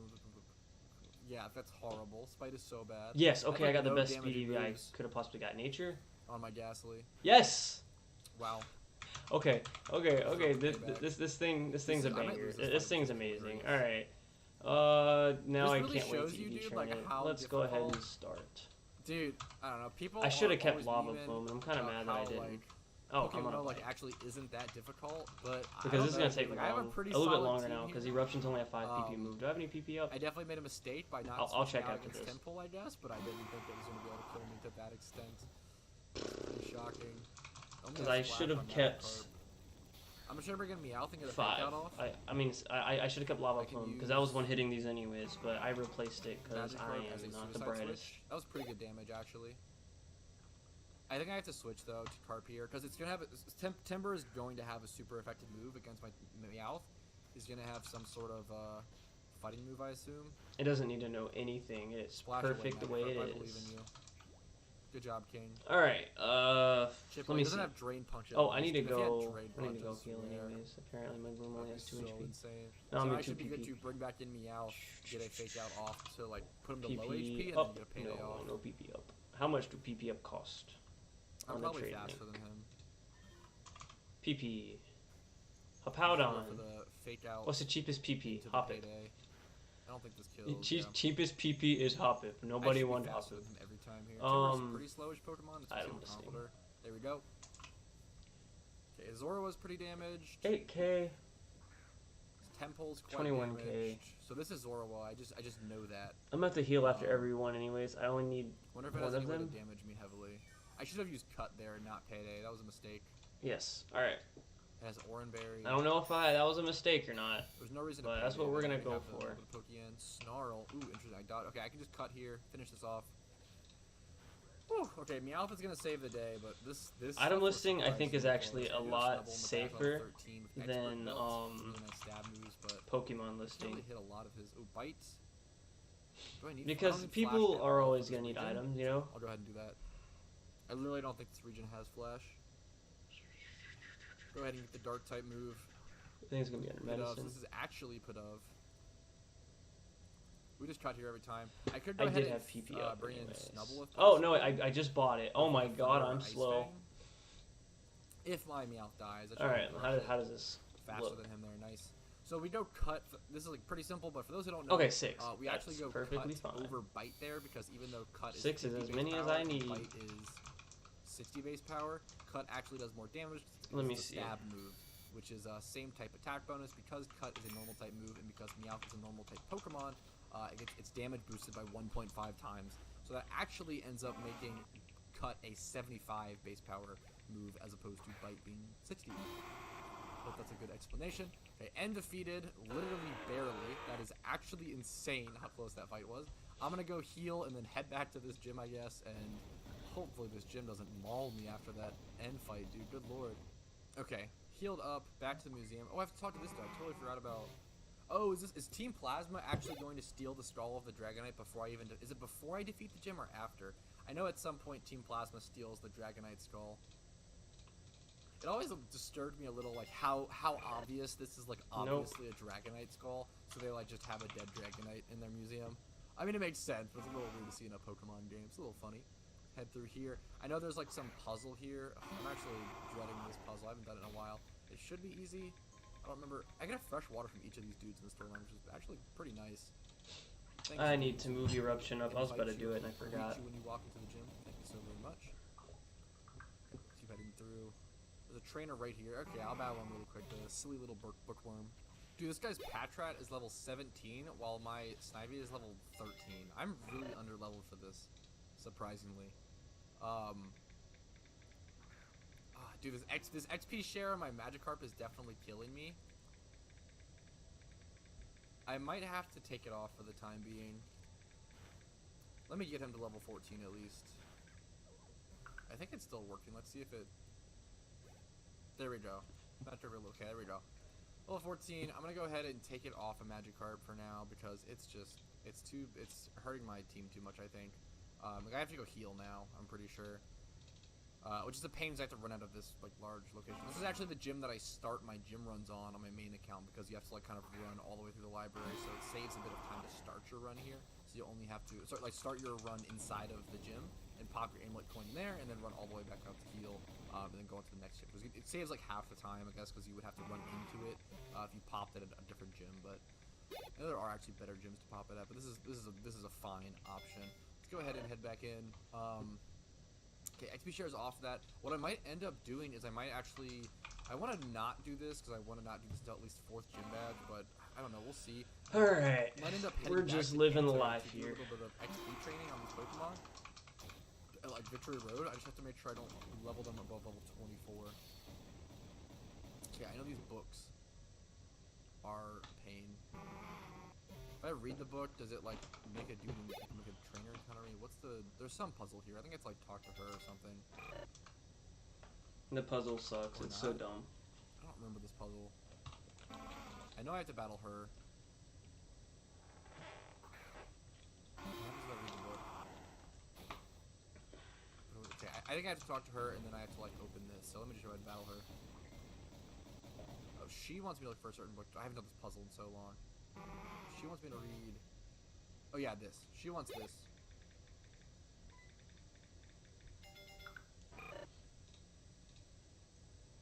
Oh god, this puzzle. What's the first one we met in this gym? Okay, I might look up a quick guide. Maybe I should go to this without the guide, right? Oh yeah, Patrat. Yep. Okay. Easy peasy, that's the first one. Flamers out of the goes all ahead, it runs, was his book. Someone's reading it. It's gonna be this person. This is the worst part about it, is blocking the level up over and over and Flame over. hot, that's it. Yup. I'm like barely reading this. But there we go, already 70 special attack EVs. Give me a second. Oh, we have to battle her. Okay, that's totally fine. Easy peasy. What levels for Pokemon? Well, hopefully it's easy peasy, dude. That Patrat, that level 17 Patrat gave me a challenge. Dude, actually, this battle, this gym was pretty difficult. This whole battle should be fine. Oh, that actually is kind of bad. Alright, that was a surprisingly difficult battle. Just kidding. I thought it would be over. I thought I would outspeed him, but I was wrong. That's actually so sad. I'm just gonna go in the Rhyhorn and do some damage, I guess. He's gonna retaliate here though. If this kills me, that would be hilarious but insane. Oh, he's gonna bite. Okay, he used retaliated. That should be way worse. Okay, there we go. I actually had to switch into Ghastly and throw up a Confuse Ray and like dodge one of his like fighting. This works anyways. I'm leveling up this one slowly as I level up this one. So I am happy to do this. Insane. Hopefully by the end of the day I'll have a gem rerun team, and that can be a good method of making money. Blah blah. What's the next thing? Number on the back. Press on this total question. Heat up in a pot near the entrance. Gotta be this one on the right? I think it's the last book that I've read. Children's books. I do need to beat Unova though, because Unova, I think you can battle 3 gym leaders at once, because you can battle the grass, fire, and water. As like a kid, I don't know why. I feel like I got stuck in this library for so long, and it's so funny because it's like so easy. But I feel like one of the instructions was just the last instruction on this is stupid. It doesn't make sense. I'll be able to fight this girl, dude. I actually don't even know if I can defeat her. I have potions and stuff. That's hilarious that I have to use potions against this girl, probably. I should be good to bulldoze here. I'm just going to bulldoze, and I should be able to do a lot of damage. This should kill the Billy Pup every time. Wow! I cannot believe, dude. I actually can't believe that. And I'm not faster, so I still have to take the bite damage, dude. That is insane. Choice band, stab, bulldoze from a Rhyhorn. What is the base attack of Rhyhorn? 85? That is crazy. I can't believe this doesn't kill. Oh my god, this is gonna do a lot of damage. Actually, oh no, okay. Oh, I'm so dumb. Okay, no, it's fine. Just kidding, it's gonna do no damage. Well, the issue is this retaliate will do a lot of damage now, because I'm pretty sure retaliate's based on. I'm gonna switch Ghastly. I have to do the Ghastly strat again, which is so funny. It's so funny. Oh, but he chose to bite there. Why would he bite? Oh my god, he's a genius with the prediction. Why would you ever bite there? Hopefully this kills. Oh my god. I can't believe he chose to like bite there instead of retaliate at 1 HP. That was so funny. This guy's a genius. I'm a Confuse Ray. Why are these NPCs trolling me so hard? Okay, he's confused. The rest of his battle should be pretty time easy. to go heal, I think. If I remember correctly. Okay, there we go. Lillipup is defeated. I'm gonna go grab a snack real quick. Close on the Rhyhorn, so I'm definitely gonna have to go heal. Rhyhorn goes level 17. That is kind of nice, but I would like to. I think I got a few more training sessions on this. Let me cool. This is gonna open the little hatch. And then I gotta go train speed. Show me the hatch opening. Wait. Let me look at Timid one more time. It's minus defense plus speed, right? Plus special attack. Opening from this so right now, this level 26 Cyndaquil special attack is 57. I'm gonna go ahead and go down it once. Plus 16. The book's moving up there. Plus 5, so plus 21 from nature EVs and IVs. That's ridiculous. That's awesome. But I'll be right back. And the EVs are about halfway done. We're gonna get to 190 here. My plan is to really and then we're gonna go do speed, which should be okay. I think the speed should be fine. I've really been doing a lot, alongside Silk Scarf plus Technician. Like, but yeah, there's a lot of things boosting its damage. So it's Fake Out plus Payday combo, like, might be some of the best damage on my team. Or at least it's Fake Out. Like, mail. This Meowth's Fake Out. I saw the mail truck go down my driveway. What? So I want to make sure what did we get? Use that. So what I'm gonna do is lead with Meowth, Fake Out off. My blackout curtains. I am excited. That means I can go to sleep at a reasonable time while the sun is out. So I'm about to have to be getting up at like 3 in the morning to go to work. Wow, and a critical hit. That's really, really huge. Whew, that's very good. Happy about that. The question here is, do I want to switch into Ghastly or do I want to switch into Magikarp? How do I want to play this? I think I'm sure Ghastly first. Maybe I don't need to go Ghastly first here. Maybe I could go Ghastly multiple times. Oh, the Retaliate. Everything has Retaliate here, dude. It's actually crazy. Yeah, just drop off the package. The Confuse Ray. Actually, is Payback neutral against this thing? If Payback is neutral, maybe I can just stay in. Ooh, it does have Crunch, though. That's going to kill, probably. Yeah. Lovely. That's totally fine. I got the Confuse Ray off. That's kind of Ghastly's job. Ghastly doesn't have a whole lot of tools right now, so now I can bring back in the Meowth. This is kind of perfect. I can bring back in the Meowth. Pop. Ooh, there's an Oran Berry or something. Nice. Okay, that's pretty good. Popping the berry. Get a Fake Out off. Now I might actually be able to cut and kill. I don't think this will kill, but it'll be close. I'm gonna risk my Meowth getting damaged, but it is confused. Okay, perfect. That is very, very good. Now I can finish on... Ooh, he switches though. But I get a free payday. Dude, if this Audino has like Wish or some insane thing, I swear to God, this could get messy. I'm actually going to surprisingly swap Snivy here and try to set up some growths. I'm not sure what this Audino is going to have. Retaliate, of course. Ugh, okay. Well, I'll just throw up a Leer. I'm going to die. Dude, my Snivy is doing nothing. My poor Snivy. I left it out to dry, I think, too hard early game. That is my fault. That is fully my fault. I'm sorry. Snivy, you deserved better.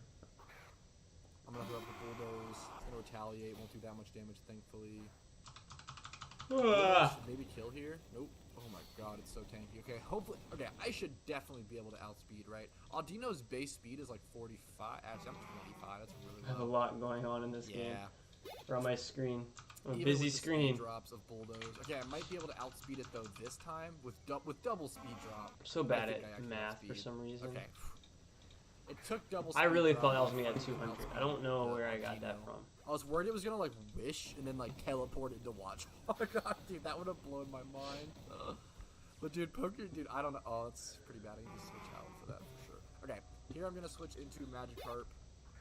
Sacrifice my Magikarp, get a free reset on the Intimidate, and then also be able to switch into Meowth. Okay, that's actually perfect. I actually wanted to kill that there, so now I can switch into Meowth, get a Fake Out off, and then probably switch into... So let me look at this one real quick. As far as my stats go on it, special attacks at 210. Or should I go for some cut and damage? it's going to be plus 62 from EV training and IVs. Okay, pretty cool. I see how that's very important. I mean, nature is also very important. That makes a huge difference too. I can't wait to compare the two. I might outspeed. I'm Jolly, right? I actually might outspeed here, but I'm not going to do much damage. I used to think EV training was such a waste of time. I think I said that yesterday. Like, I just didn't like worry about EV training. I don't know why. He actually outspeeds. But now I'm looking at it, What's my speed IV? and realizing I was a moron. My base stats. Oh, my base stats. The only thing that sucks is I'm gonna have to do this twice, bro. Fair enough. Okay, here I should be. I gotta do this twice. I gotta level this thing up to like 90. I gotta level the other one up to like 90. Looks like it doesn't. Okay. So I'm hoping whenever I get these both EV trained, I can, you know, go over here and train this one up a little bit. That should be the GG. But and then maybe go train on Tentacruels. Hopefully they get one shot. I really had to use as much strategy as I had access to. I had to switch out to Ghastly, switch out to my Magikarp and Stubble to get some suicides. It's already level. PokeMMO gyms are no joke, even for veteran players. Like, this took a lot of like outplay and skill and like thought process. I will be right back. I'm probably gonna grab a snack. It's crazy to think that even these, like the basic badge, it's literally called the basic badge, took that shouldn't level up from this level of thought process, which is refreshing for a Pokemon game. I actually really enjoy it. Make sure. It makes the gyms feel like much more of a challenge. Make sure There's Retaliate TM. Oh, the Pokemon are definitely pretty under-leveled though, so I'll have to figure out like the level cap right now is 27, which is pretty insane. Now, this is where we're gonna figure out that they're stealing the Dragonite thing. Oh my God, she's so fast. Did anyone see that? Dude, she's so fast. The gym leader freaking Usain Bolt sprinted out of there so fast, light speed. That was insane. Why was she so fast? She had turbo running shoes. Okay, they're gonna steal the Dragonite head. Oh no! They're gonna show us that they're serious. Plop the head off. Oh, I forgot to call this clouds. It just happens in a second. Well, rest in peace. She's like so slow now. She's so sad. Now she's so fast. Okay, well, time for a 10-year-old boy to save the day. A 10-year-old boy with a mustache. Time to go rescue that Dragonite head. She's like, where'd they go? Oh, this dude. This dude has such a funny look. I respect it. Okay, a lot of dialogue, but basically they're saying Pinwheel Forest. Go there. Cool. What does Bianca want? Dowsing machine. Oh yeah, that'll help me for sure. I actually have no idea what that does. Don't think it matters. Anything else? Dialogue, dialogue, dialogue. Sharon's gonna go study the museum while we go save the day. Sounds about right. Okay, and we're free from dialogue. Let's go ahead and heal our Pokemon really quick and kind of settle, restabilize, and see where we go from there. Alright, but I think it's going to leave us at a good spot to call it there. We did get our second gym badge in 3 episodes. We're making pretty good progress. We laid out a fully decent, like, rough draft of a competitive team. We've done a lot in these first 3 episodes. We've also done a lot of talking and a lot of, like, laying out ideas and process. So I really hope you guys have enjoyed these episodes, and let me know in the comments if you have. Also, try to eat these because they pack a lot of calories. That helps out a lot. I'm a skinny fella. To stay up to date with all of my content, get notifications, and really support me to keep my channel going. I really, really appreciate it.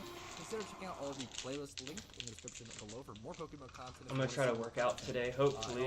Maybe I'll feel the energy since COVID hit me pretty hard. Learn about the game at a rapid pace. Just by being in there, you see a lot of questions asked, and you really learn about the game rapidly, like I said. And then finally, please consider becoming a YouTube member to me for $5 a month to go above and beyond and really support my channel and keep me going. I do YouTube full time, so I appreciate any sort of support in that way. There's also my Venmo linked below, and my Twitch. If you want to go drop a Twitch Prime, if you do have an Amazon Prime laying around, it helps me out a ton. So, and it's really, really appreciated. So, thank you guys so very much for watching. I really hope I can add a positive PokeMMO content source to your life. Have a great day. Best of luck, and I'll see you guys on episode 4. Yo, what's up? My name is Petrowski, and welcome to episode 4 of season 2 of Road to PokeMMO. Thank you so much for joining me today. Let's go ahead and cover what we got going on. And I have a couple things to unveil, as per usual, at the start of every episode.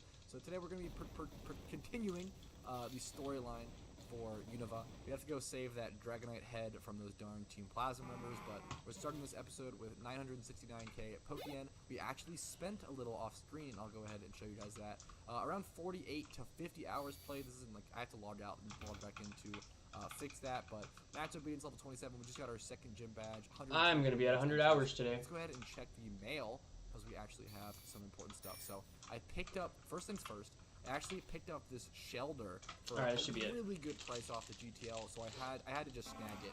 I had to quickly buy it and snag that. I got it for 150k. 5 times 30 Shelder for 150k is wicked good. I'm not sure if I'm going to keep this as that is pretty good. Because I want a Cloyster for my team for OU. If you missed my OU team kind of layout and overview, I heavily recommend checking out episode. I don't know anything about Cloyster for season 2. It's going to be so important for the rest of the series. If you haven't seen episode 3, it's really, really crucial. I just know that people like to use it. All right, now we're gonna go Speedy V-Train now. This is the life we live. 30, really good. Plus it's female, so I can rebreed it if I need to. Like I was saying, I'm not sure if I'm going to just keep it as is or rebreed it. I probably end up rebreeding it, because I need to change the ability anyway, so I'd be spending 35k for an ability pill, which is a decent amount of money. It's going to cost a lot to rebreed probably, but yeah, as soon as I set this up, I can do a lot of stuff, like, I also might try to, I can just, you know, get on my phone, like, eat breakfast, whatever, and go and do my gym reruns, whatever, you know, just get can be totally fine. that money on top of Ditto farming and all that good stuff. The ice move at Reruns is, and then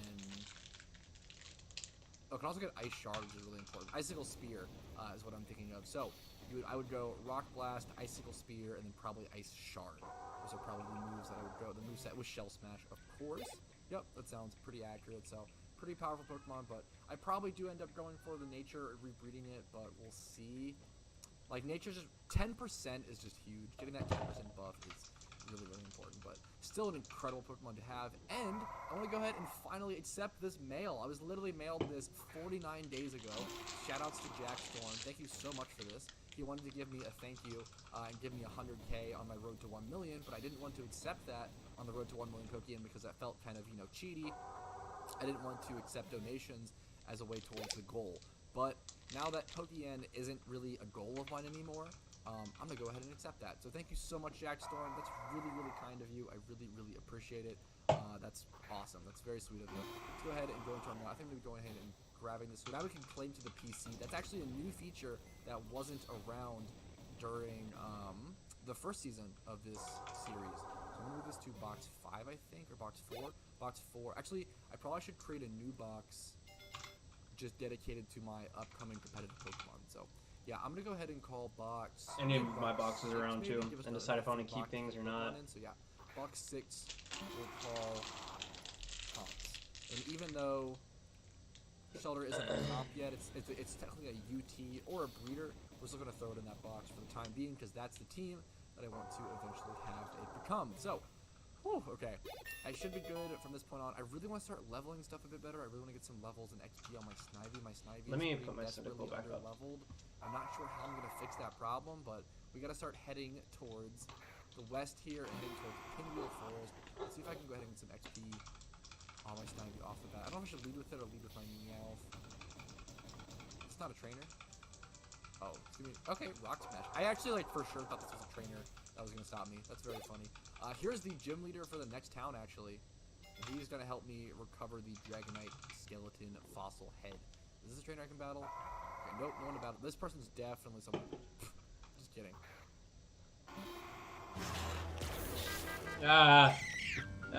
Monsters. With YouTube Premium, you can download. Okay, there she is. Okay.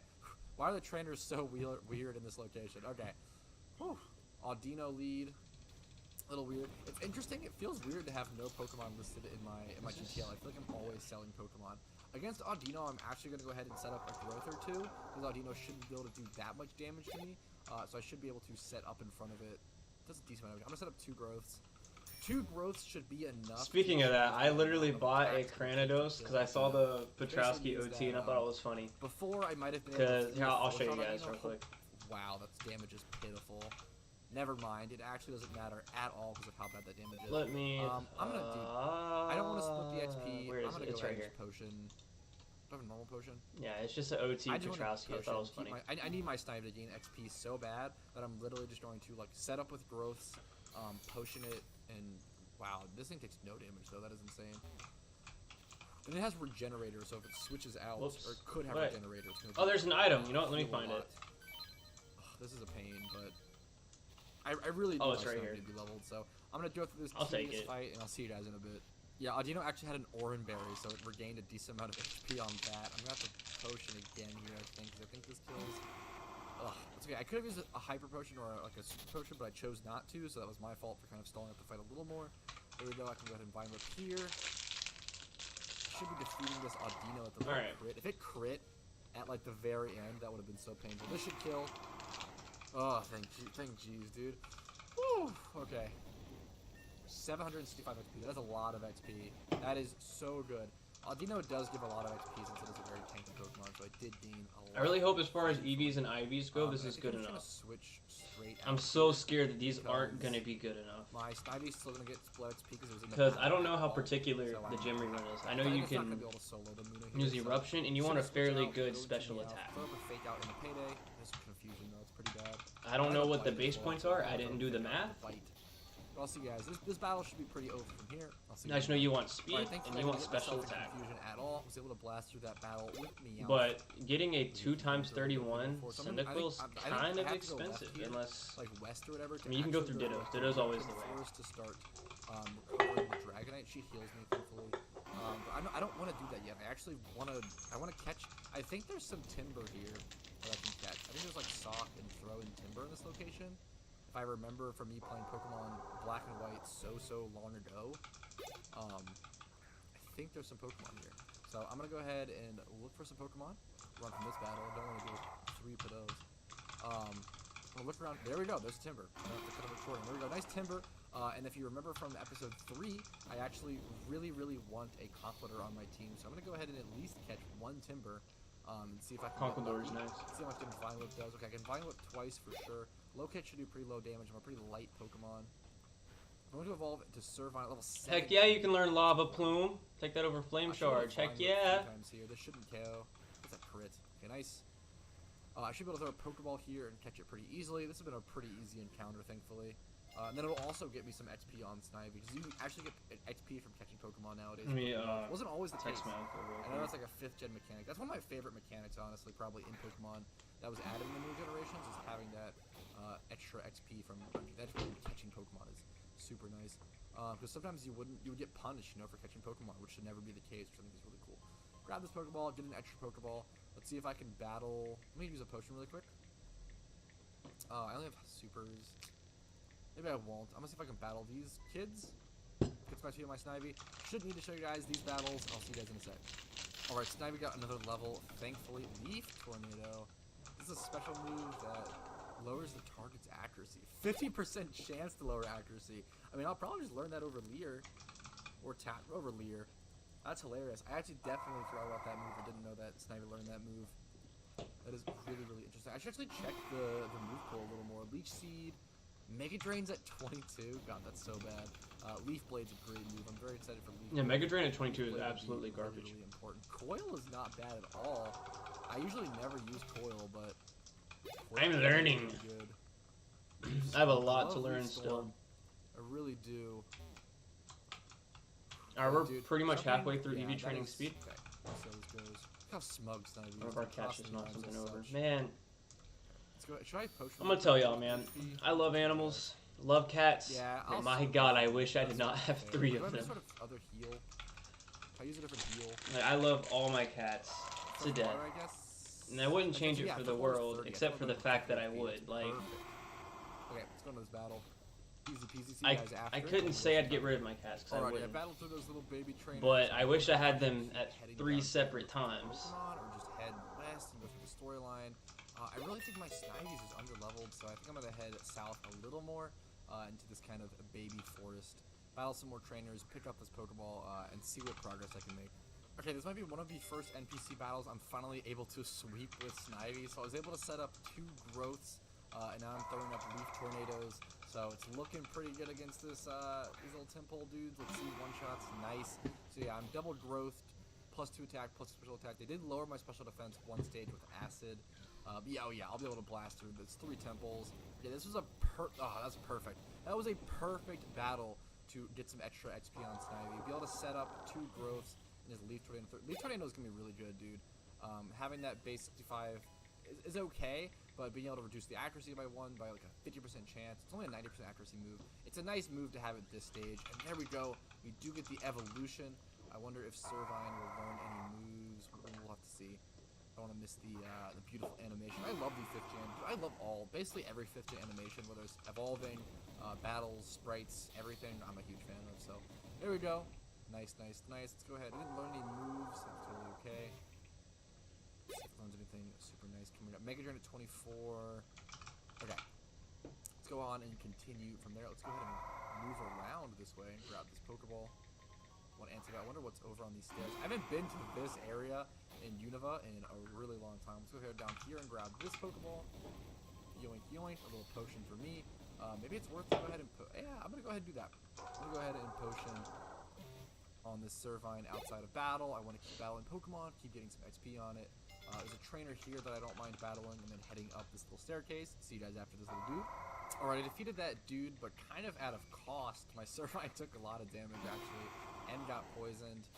I'm probably going to just sacrifice it here. So what I'm actually going to do is just Leaf Tornado, do a bit of damage, and then try to actually catch this Sock. Sock is a really cool Pokemon, so I would love to have it. I'm really lacking fighting-type Pokemon now. I don't have any fighting-type Pokemon on my team. And I feel like fighting-type Pokemon ends up being quite good throughout storylines, at least in my opinion. I don't want to bring in Meowth and throw up a Fake Out. I think I might kill, actually. I think I'm just going to bring in Ghastly and just throw a Great Ball at it, maybe. Or what should I... Maybe I should Confuse Ray. I'm going to Confuse Ray and then throw Pokeballs after that. But Sock's a really cool Pokemon, pretty aggressive fighting-type Pokemon. And yeah, it's a cool Pokemon. So I would love to kind of catch one. Rock Smash doesn't affect. Perfect. Okay, so I should be free to throw Pokeballs here. But yeah, I'm really lacking fighting-type Pokemon. There's usually a lot of normal-type Pokemon you're facing through storylines. So having a strong fighting-type Pokemon on your team could be hugely beneficial. I would obviously love to get like a Timber or something of the sort, like a Conkeldurr. This guy literally can't do any damage to me since I'm gassed, which is super nice. Hopefully catches semi-soon. Let's see. Pokemon maybe? I really want to use a Ghastly, because I have a Gengar, but I think I got it as a Gengar. I don't think I actually had a Ghastly. Go ahead and check the stats. I would love if it's decent. I think whenever I go through Kanto, I'm going to definitely try to catch a Ghastly. Okay, let's go ahead and see what's up here. I haven't been up here, dude, in maybe ever. This is such a funny area for me. I'm not used to being up here. I want to head down here and grab the Pokeball and just try to fully explore this area. Alright, after 2 Pidove counters, I was able to... I should have actually took my time and went through Unova like that, because I don't know anything about it. That was a fresh game for me, and I ran through it, and I regret that. Rewarding you for which I'm not done with it. Track. It's It's not a huge reward, but I think it's pretty cool. This girl also hails my Pokemon now, which is I didn't. Hey Juno, that's really what's your pretty puppy? Okay, now I feel comfortable now that I've leveled it into Servine to head into this forest and really start pursuing the storyline again. Let's see. So if he's gonna go one way, I'm gonna go the other way. I assume he's gonna block the exit. I gotta take this way through the actual forest instead of just taking the road. Let's go ahead and do that. This guy also has a Servine. I'm actually put a Pokemon out. 200. Here's a team plasma Getting there. Make my way to. Hopefully this battle should be pretty easy. Is it? Whatever. Yeah, it is double. Should be pretty easy. I'll see you guys after it. Whew, okay, that battle was actually surprisingly such a pain. As you can see, my Rhyhorn and my Meowth went down, and then my Snubbull took around half damage. I can actually head back to her, I believe, and heal. That is so nice, though. Being able to just go back to her and heal really quick. That helps this whole Pinwheel Forest situation a lot. Dude, that's another like game design thing where like if you defeat her, you kind of have that slight advantage instead of having to go all the way back to the town. I like that. I think it's a really cool another benefit for going off the beaten path. It's very cool. Hopefully this Team Plasma Grunt is pretty easy. Sandile is actually a really good Pokemon for me to go against. I should be able to deal with it pretty easily with Servine. Should be able to Leaf Tornado. Leaf Tornado is being really, really nice. Dude, getting that Leaf Tornado over Vine Whip has actually been so huge. It being a special attack move on top of having that accuracy lower, plus just like the 25 or 20 base power difference is so huge in early game, especially when I think these things up to level 100 too. Unfortunately, she doesn't heal PP is the only thing. This is I think I bit off more than I can chew for the day.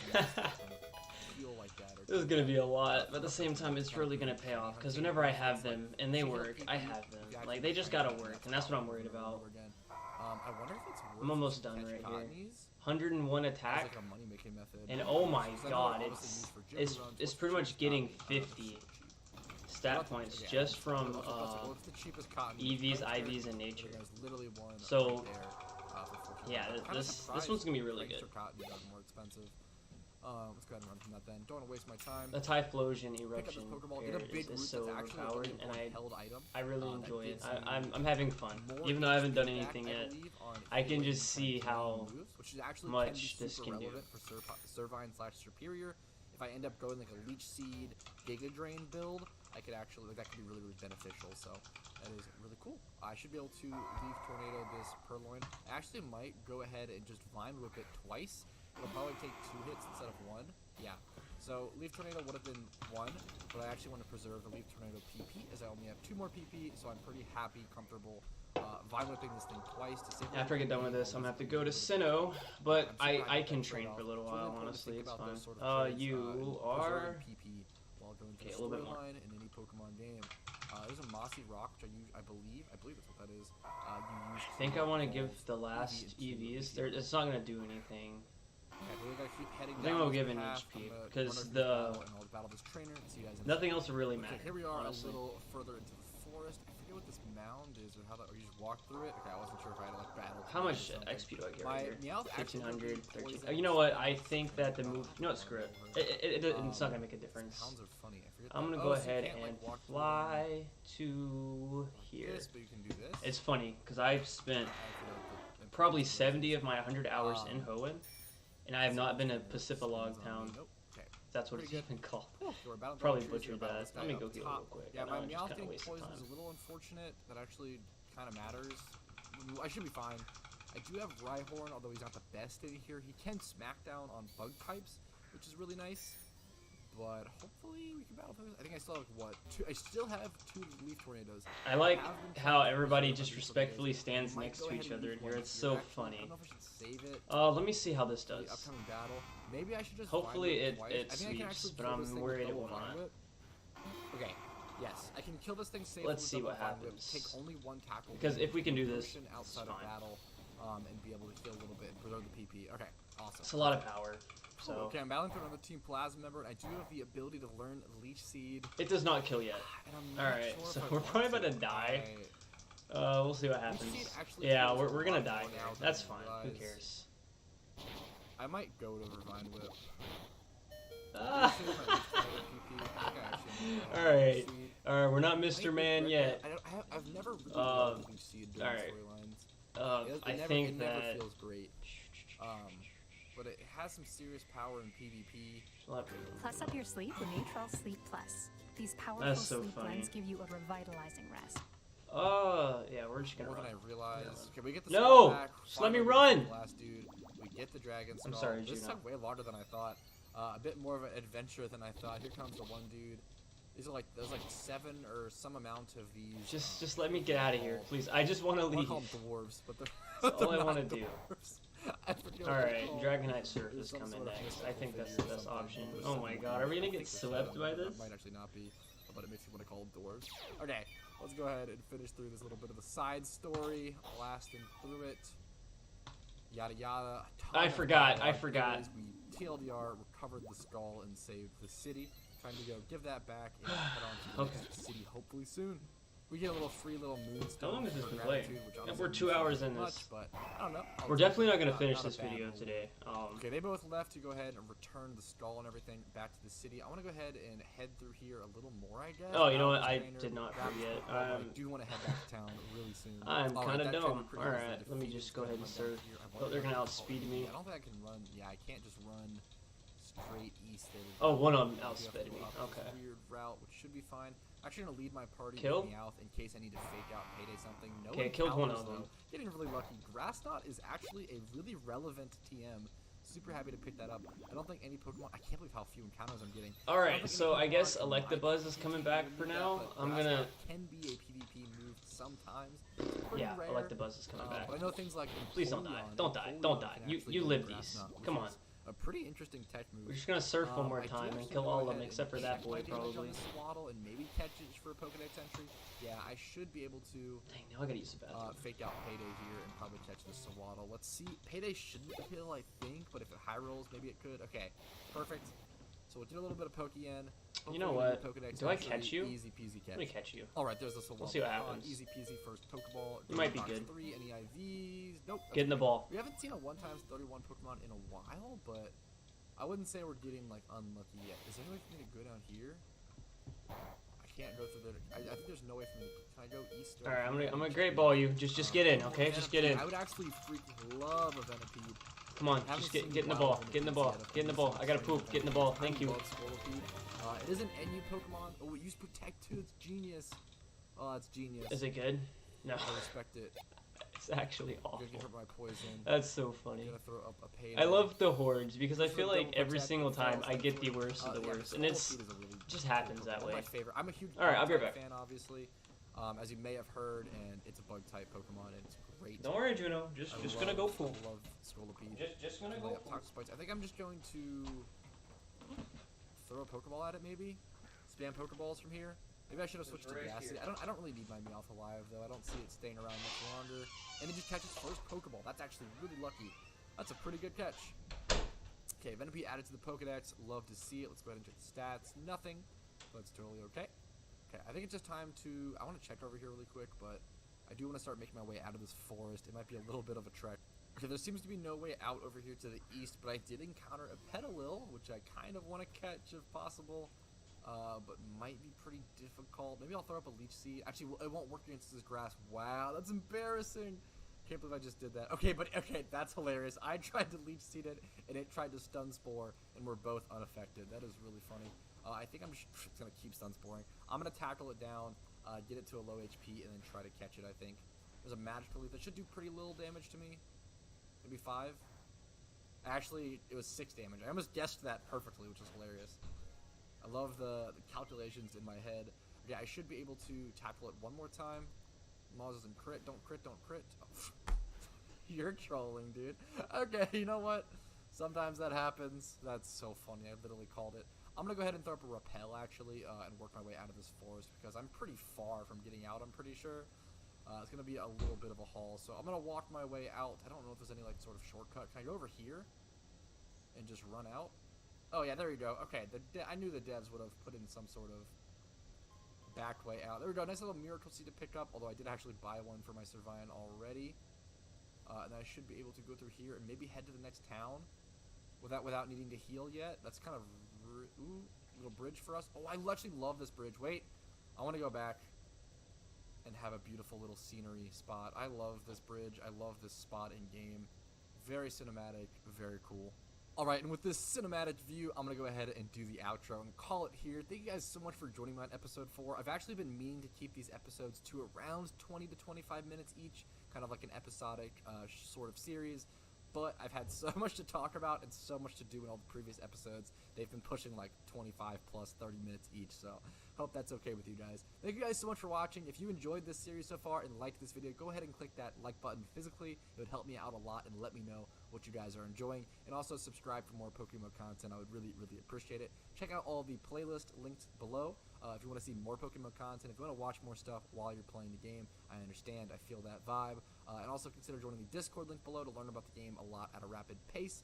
And finally, consider becoming a YouTube member to me for $5 a month. If you want to go above and beyond and support me, keeps me making videos, keeps the channel growing.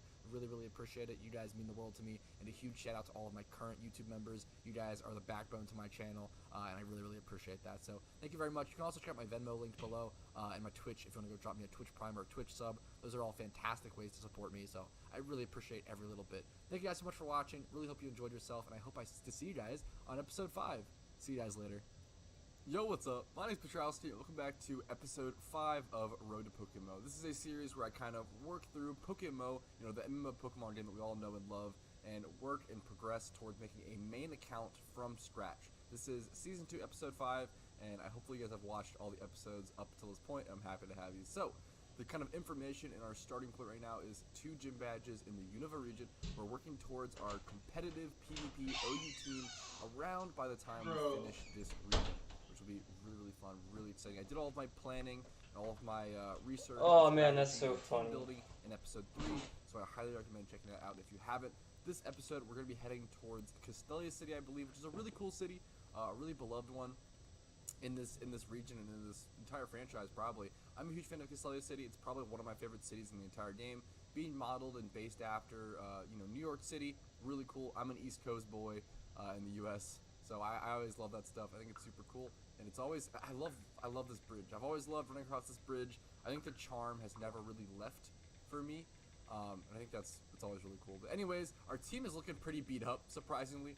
We're really hurt, so we're going to go ahead and get to the Poke Center as fast as possible. This bridge should be mostly safe. There might be a trainer or two, but I don't think there is if I recall correctly. I feel like they actually didn't want you to encounter many trainers across this bridge to increase immersion when crossing it, which makes sense. So our goals this episode, that's going to be the important part, right? Our goals this episode are mostly going to consist of completing the Castelia City gym, which is the one we're coming up to.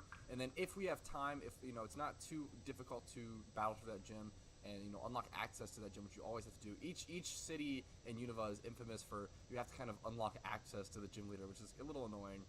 But I still love the region. But yeah, it's definitely probably the biggest downfall, honestly, in my opinion. But battling through the gym, and then if we have enough time, I actually want to head up to this area on Route 4 in the Desert Resort and look for, there's some really, really important Pokemon around that area, being Scrafty/Scraggy, the baby evolution, Scraggy and Sandile. Those are literally 2 of the most important Pokemon that I could ever pick up during my PokeMMO journey, especially when building a main account. Getting a Crocodile and Scraggy, I know my headset isn't on. I'm sorry, something's going on. It's so funny. Super, super crucial. So I'm going to go ahead and heal up here. Is the PC blocked? Okay, this person moves out of the way. Do I know GeoNet? Nope, don't care. Oh no, do they explain it to me? Okay, we skip a tutorial, thankfully. We're going to heal up at the PC really quick. Rocking with our level 20 Servine, our Choice Band Rhyhorn. Having the items for this next region is super, super nice.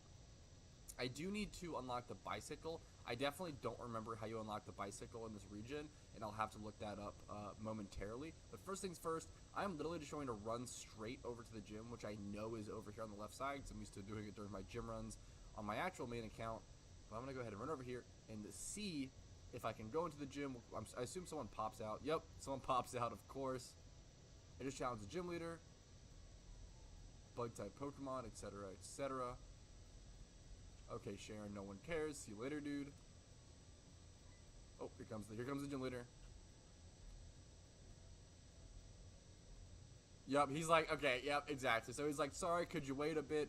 Gotta go mess with Team Plasma. Yeah, that sounds about right. So let's go ahead and see what they're up to. Alright, so after a quick Google search, I actually found out that, okay, there we go, found the dock that they're on. I found out that we should unlock the bicycle at the next city. Like, basically, as soon as we enter the next city, we defeat some Team Plasma Grunts, and a daycare dude gives us the bicycle. So that's pretty easy. But here I found out I found the dock. I believe it's the straight middle dock. If you're playing along with me and you're looking for this, it's the exact middle dock, or pier? What am I saying? Dock, pier, pier. Oh my god, the middle pier in the city. Good lord, I'm a little tired today, I guess. Yeah, it's the middle dock, middle pier. Why am I having such issues saying pier? Never mind. It's the middle dock in the city, right there, as you can see. The dude ran off. I honestly totally missed the dialogue. I'm gonna run back to the gym and see what to do next. Alright, this dude's here, swinging back and forth, looking pissed. Sprinting down the Team Plasma Grunts like Usain Bolt. Let's go ahead and follow him, I guess. Let's try to mess up some bad guys, I guess, so we can just finally unlock the gym to be able to battle him. Let's go ahead and see. There's some really cool trainers in some of these buildings in Castello City, and I'll try to go through and cover some of them, because some of them are actually quite useful. Like Morimoto, for example, is a really important one late game. I'll go ahead and show you guys that in a little bit. So he's one of the best trainers late game. Go ahead and battle every 24 hours.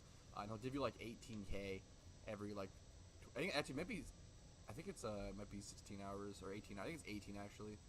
To be specific, I believe it's 18 hours exactly. Should be able to leaf toward into this guy really quickly. Yeah, this is Sandile. This is a Pokemon that I definitely really need to get coming up throughout the storyline. Man, that's Sandile funny. and Scraggy are super important. Crocodile and Scrafty being like the only two. So Crocodile and Scrafty are the only two Pokemon within PokeMMO that learn Moxie. All of the other Pokemon like Gyarados that get it as like a hidden ability, there's no hidden abilities in PokeMMO. So the only two Pokemon that can get Moxie in this game are Scrafty and Crocodile. This is bad. Why is this so funny? Team Plasma being like, this is bad. Yep. See you later. Peace. Defeated. Easy peasy. What do we do next to unlock the gym? We gotta chase this guy probably. Yep. Let's go ahead and do that. Alright, here's the whole Daniel Boomers from the Unova storyline. Let's go ahead and get through all this dialogue. I don't want to bore you guys. We'll see you guys once this is over.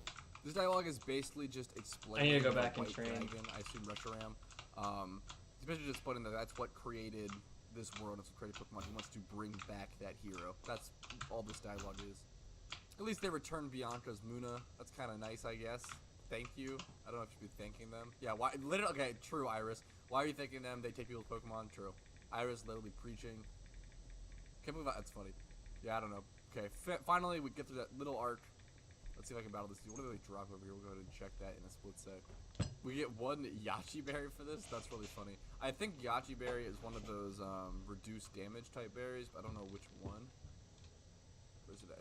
Is it ice type? Weakens a super effective ice type one time. That's pretty cool. It's not horrible. It's is there anywhere else I can go? Or Garchomp. A nice like 4 times. No, I don't think so.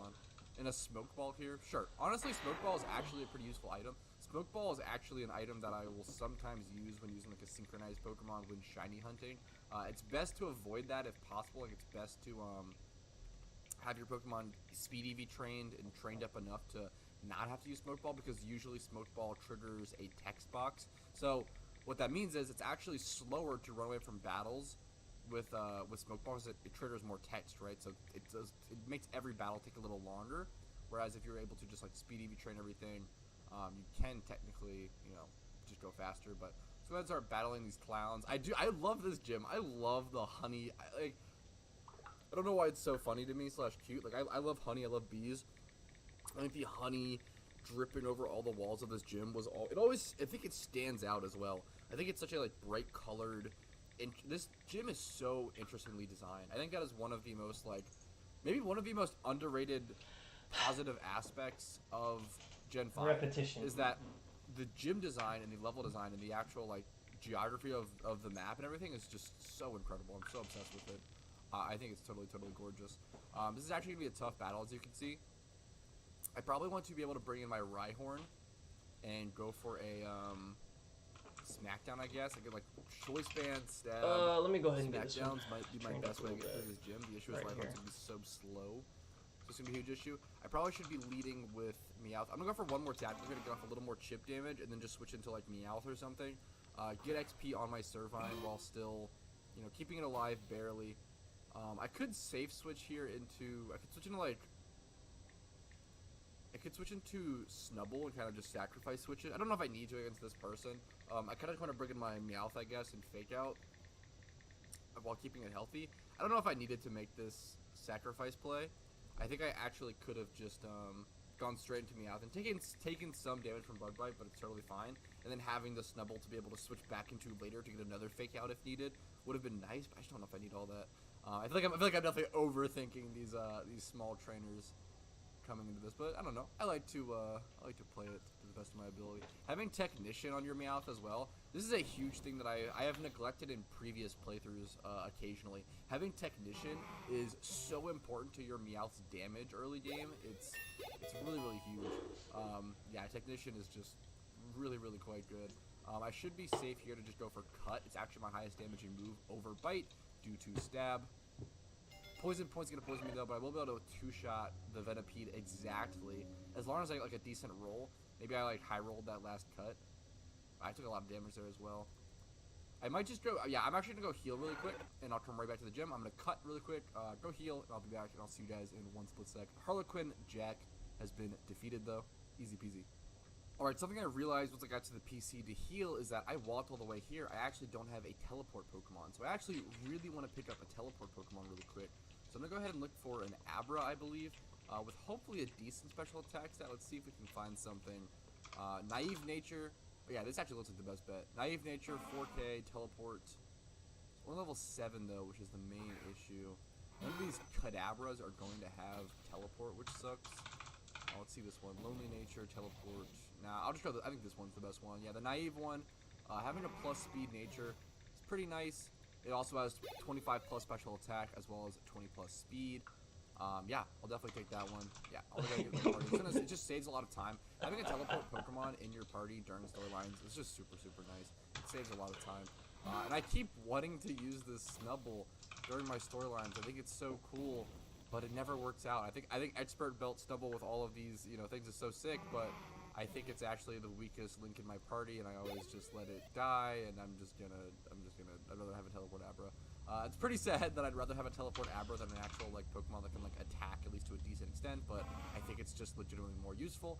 I'm gonna go ahead and Keybind teleport to my 4 hotkey. I recommend you guys doing the same. Keybinding, stuff like that. Man, I know I ain't doing nothing for the stream, but my god, I can't, share this or anything, but it's so funny. I played a little bit of World of Warcraft, not a whole lot, but literally my favorite thing in World of Warcraft was just keybinds. When I played a Warlock in World of Warcraft Classic, I easily had over 60 keybinds. It was insane. And that was my favorite part about the game, setting all of these keybinds and trying to memorize each one for the right situation, and just having the muscle memory and the hand movement and flow to be able to do all of that was really fun for me. So I love keybinds is the TLDR of that. Let's go ahead and start unlocking the puzzles to this gym. Keep battling. I screwed up. Oh my god, I didn't even realize I screwed up. I'm so slow. That's fine. Level 70. Oh my god, that's what I get for multitasking. Not there. Oh, this dude. This is actually probably the most annoying trainer in the gym, I guess, because I always run into this dude on accident during my gym runs. Do I have an Everstone? Because I can totally just train this thing up with an Everstone right now. I'd be happy about it. Time, I guess, costs you time. Yep. Okay, let's go ahead and this guy has a balloon. That's hilarious. An air balloon. I'm gonna go ahead and tackle him, I guess. Go ahead and get a tackle on him. I wonder if Leaf Tornado would actually be doing more damage. I probably should check that a little more. So 65 with stab is gonna end up being what is that, 95 damage or something? 95 and then halved. Yeah, there we go. I think it actually might. I should have done that from the get-go. Now I have to wait 9 more levels. It also has a chance to lower. Yeah, plus Miracle Seed. I actually think we can actually just test it. I think Leaf Tornado is actually going to do more damage than Tackle. We can test it right here. Just kidding. Wait, is Sawaddle Bug Grass? Is that why? Do I have it on my decks? Okay, that's why. That actually makes total sense. It 4 times resist grass as opposed to the 2 times resist that I thought it was, or normal resist. So yeah, 4 times resist. That makes sense. Okay, let's go ahead and I guess just bring in Meowth then and go for the Fake Out Payday. Or should I sacrifice? I can sacrifice my Abra. I don't need it to alive to teleport, so Abra literally serves the same purpose as Snubbull to some degree, which is super nice, because I don't need it alive to teleport. I can just teleport even though it's, passed away for the time being. So I can swap to that, come into Meowth for free, get up a fake out in Payday and get a ton of free damage off and just really blast through this. Oh, he's gonna switch. What a genius player. Look how talented these AI are. We're gonna knock that air balloon off him though, which is still pretty nice. Fake out doesn't do much there obviously because he got to switch off of it, and he resists all of my attacks. So now I have to play this a little more like that is, I don't know, that's so crazy to me. That is so like funny to me even. Like that actually makes this fight really complicated. If I lose this fight, like how messed up is that? I really need to train. I might just have to go to some grass and train. My Pokemon feel like drastically underleveled, and you can't do that in PokeMMO. Like PokeMMO storyline and the gym leaders and everything are just too brutal. You can't be underleveled during these gym leaders. Like you're gonna pay for that, right? You're gonna get bit in the ass for that. Okay. I'm trying to think what my play here is. This is actually tough. He shouldn't have a fighting move, so I guess I'm just trying to Payday here, even though it resists. Get my coins and then go into bites for flinches. Like, that damage is pathetic. This, like, how did this turn into a tough battle? Like, that's hilarious. I want to keep my Meowth alive for Fake Out, I believe. I'm going to go into Ghastly. Ghastly should just get one shot by his Bug Bite, I'm pretty sure. But that's, what can I... Oh, wow, he faked it when he predicts my Ghastly switch? That's so hilarious. That's too funny. That's actually too funny. But now I can go into Servine and look for a Leaf Tornado. So Leaf Tornado might be able to one-shot this Dwebble. That's what I'm hoping for. Actually, it probably doesn't. But that's okay. It'll do decent damage nonetheless. Can't see percentages in PVM. Okay, it actually does one-shot. Beautiful, beautiful, beautiful, beautiful. I messed up again. I'll take that any day of the week. Swallow's gonna come back in. I think I'm safe. Oh my god, I'm so slow. I'm mad at myself. Alright. I need to stop doing... I need to stop multitasking. Yes, whatever I do, I need to stop. Miss out on XP on the Servine. That's totally okay. Get a crit on the tackle. Alright, give me a second. I had a smooth plan, but either way, this is gonna work faster, I think. We're going to take you out for now, put you in. I literally am gonna end up losing like 3 to 4 of my Pokemon on a pre-gym leader battle. Oh my god. It never... I guess never ceases to amaze me, never ceases to shock me how... I guess I could have cut there. I should have cut. Yeah, I lose my Meowth now. But that's okay. It means I can get more XP on my Rhydon, or my Rhyhorn, I guess. Or my... I'm going to split it. I'm going to go Magikarp and then switch into Rhyhorn. I actually want more XP on my Magikarp more than I value the XP on my Rhyhorn. So yeah, I'm definitely happy. Like, this Rhyhorn isn't that good. Oh no! I don't really want to waste XP on this Rhyhorn, actually. I don't want to use this Rhyhorn for storyline. But it'll be good during this gym. Hopefully this doesn't just one-shot him. Oh, I gotta crit him. Actually, wow. If I lose this, I think I do, because I only have Splash, right, on Carp? Did I lose this fight to a crit? And to me misclicking Payday instead of Cut? Like, that is so funny. Dude, PokeMMO is brutal. It never surprises me. Alright, so now I gotta do this, because I'm a moron. And I screwed up. Like, is this fight even worth using? Oh crap! I need to move Discharge Honestly, up. Oh well, they can't hurt me. I'm actually gonna go ahead and revive. What do I want the XP on? Servine, Meowth, probably Servine. I'm so slow. That's really funny that I have to use Revive here, though. That is actually insane. That is so funny. So I should be able to come in on Servine here, throw up a tackle, finish off this Waddle. I need to go train, dude. I need to go train, dudes. That's hysterical. I'm literally just. We gotta go fix this, boys. Alright, back to the PC to heal really quickly, and I need to stop screwing around. I need to buckle down, take these NPCs seriously, and maybe go find a spot to train in. The issue is, there's not a great spot for me to train in right now. If I can go north of this city and just go straight to the desert resort, that actually might be ideal, because then I could go train there on top of catching some good Pokemon. So I'm gonna try that really quick. I'm gonna run straight north up to the desert resort and up to that Route 4, and I will see, if I can progress to that location yet. Okay, I made it. I'm here. I made it. Let's go grab this Pokeball really quick, and I'm gonna start running around in these areas. Like, look at all these gamers over here grinding. I wonder if this is a trainer I can battle. I should be able to take this dude, I believe. Oh, just kidding. Oh, that's fine. Okay, that's actually perfect. So let me look around in the sand. and look for some cool Pokemon Alright, to grab. we are here still doing this. Horde, though. That is so and now it's going to suck even worse. Super not worth, but yeah, I'm going to run back and forth in the sand, try to find some cool Pokemon like some Sandile, maybe a single encounter Darumaka, a Scraggy. Basically all of the encounters here are probably good, but I will go back and forth and show you guys what Pokemon are here, what to look out for. And this is a great strategy. If you ever make it to Castelia City, another Horde, that's another natural Horde. This is a really good If you go to Castelia City in your playthrough, I really recommend coming up to Route 4 immediately before even doing the gym leader. Getting a Darumaka to help blast through the gym leader as well when he's a bug type could be super helpful. So yeah, this is a great strategy. I wish I would have thought about this sooner. There we go. There's a Sandile. Perfect. So I'm super excited to go ahead and catch some of these really powerful Pokemon on Route 4. All right, here we go. The first Sandile caught of the series. It is modest, which is pretty bad, but dude, I'm happy to see the first one. That's sick. Also, it has Intimidate. Like, dude, man, having an Intimidate user in the party could also be super useful. Like, yeah, I'm really excited to actually grind this spot for a little bit. I don't know why you didn't go Moxie. I'm probably going to grind this spot for a little bit, get some really cool, useful Pokemon, and then end up heading back to complete the gym leader. And then after completing that gym leader, I might spend a decent chunk of a future episode grinding in this location. I think it'll be super cool. I do think that so far throughout Season 2, I feel as though my videos have been really talk-heavy. And I haven't progressed as much in the storyline as I would have liked. And if you've noticed that, I appreciate that. She's stretching. She's going. Feedback. Let me know what you think in the comments below. That would be like really incredible for me. But I think I want to do more. I want to be doing more each episode, recording a little less, kind of talking a little less. But I should be able to tackle here, and it actually should live. Yeah, I want to talk a little less and progress a little more throughout the story during each episode. I just feel like these early episodes, I've had so much to say, right? Like with a new season, a new series, new goals. This has been playing for so much to explain. 2 hours and 20 minutes. So I feel like that's why these first couple episodes have been super talk heavy. But hopefully it can get more more. She's gonna finish that series before I finish this Typhlosion. That's crazy. Over the course of this season. Man, I really want this old dude to respond to me on Facebook. I'm starting beef on Facebook, by the way. I absolutely love to have one during my storyline team. I really want one during my PvP team.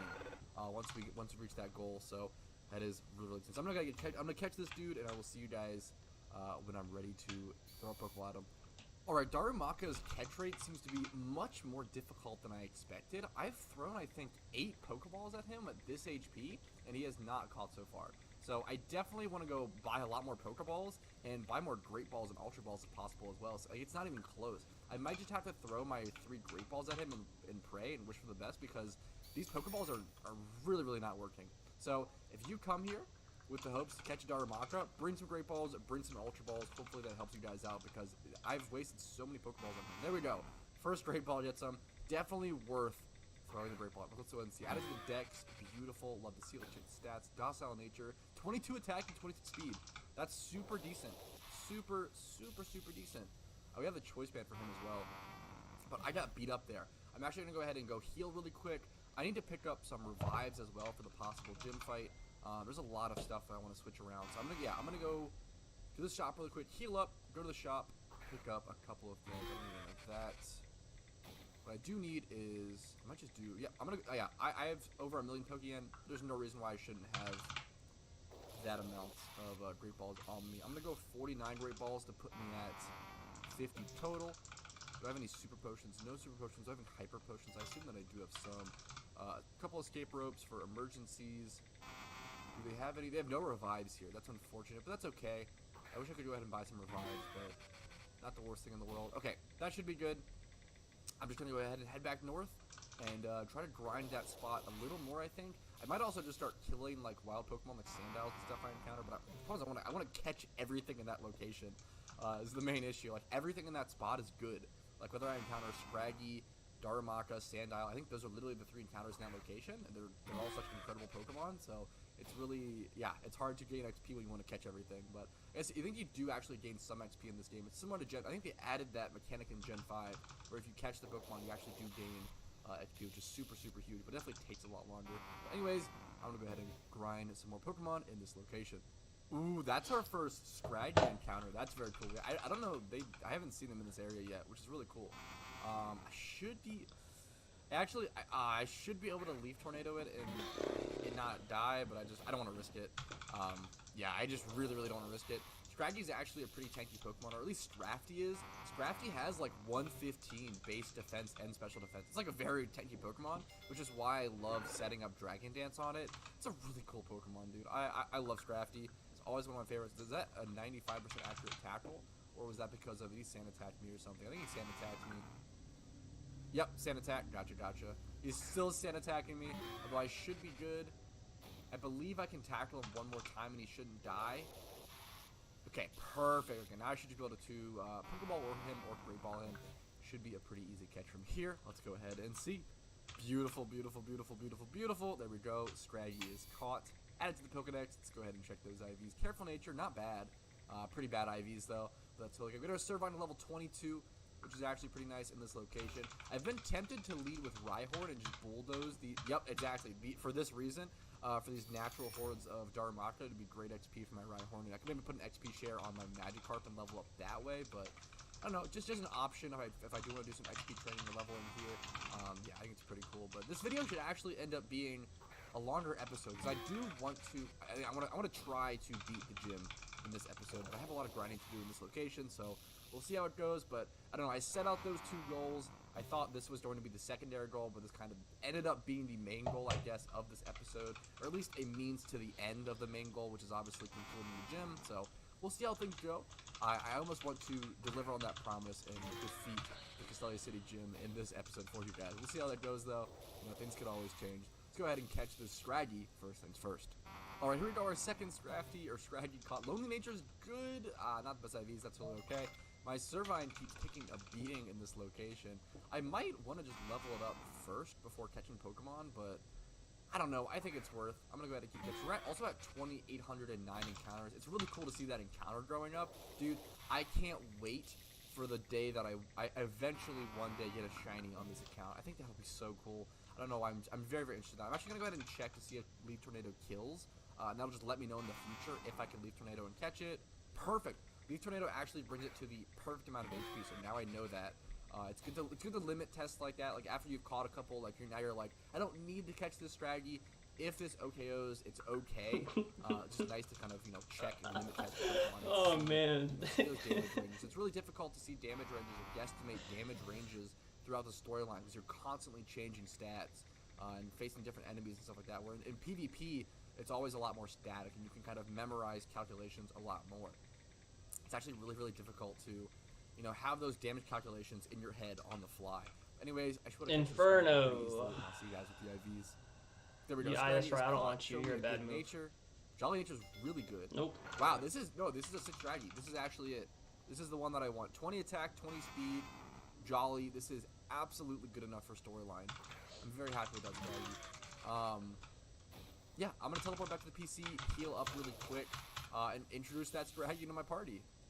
Okay, unfortunately for the time being, I think I am actually switching out Ghastly for the Scraggy. Unfortunately, apologies to the Gengar lovers out there. I love Gengar. But it's not my favorite type Pokemon, and I love Scraggy. So he does have a not great move pool. Feint Attack is his best move, I think, by far. Lokek is not great. Facades, actually his move pool's not bad. Having Sand Attack in storyline for utility is honestly not horrible to cheese the opponents. Feint Attack is fine. Facade's quite good, but not stab. Lokek is not great. Alright, time to go heal. Fighting type move. Let's go ahead and check when he learns a new one. Lokek at 16. Beat Up could be really good. I'm really interested to try Beat Up throughout the storyline. That could be really cool. Brick Break at 32. Crunch at 400 at 44. Those will be the 2 huge levels. Those are 2 huge moves. Crunch and High Jump Kick will really make him an absolute monster. So I guess for now, do I want to go train my Scraggy to level 16? Do I want to go like XP share train a little bit, or do I want to just go to the gym and try it out? It doesn't have Moxie yet. Actually, I wonder if I'll need to ability pill it. That would kind of suck. That might be the case, which would really suck. Might be worth it. I'm actually gonna go do that. Yeah, it's really expensive, but if it has Shedskin / Moxie, that means that it won't. I have to ability pill it. Even if it evolves into Scrafty, it won't change abilities. For example, I have to get an ability pill, and like I am gonna overpay for it a little. So ability pills actually cost 35k. I'm gonna overpay for a little bit for convenience and not having to run back. not have to run back to the. This man got money like that. You pay for convenience a lot of times, and that's okay. That happens. I'm gonna go ahead and ability pill that. Unfortunately, it might have actually been better to either just buy. It definitely would have been better to buy a strategy off the GTL, but I really like the idea of this playthrough being somewhat Iron Man mode and somewhat self-sufficient in certain ways. I pick and choose.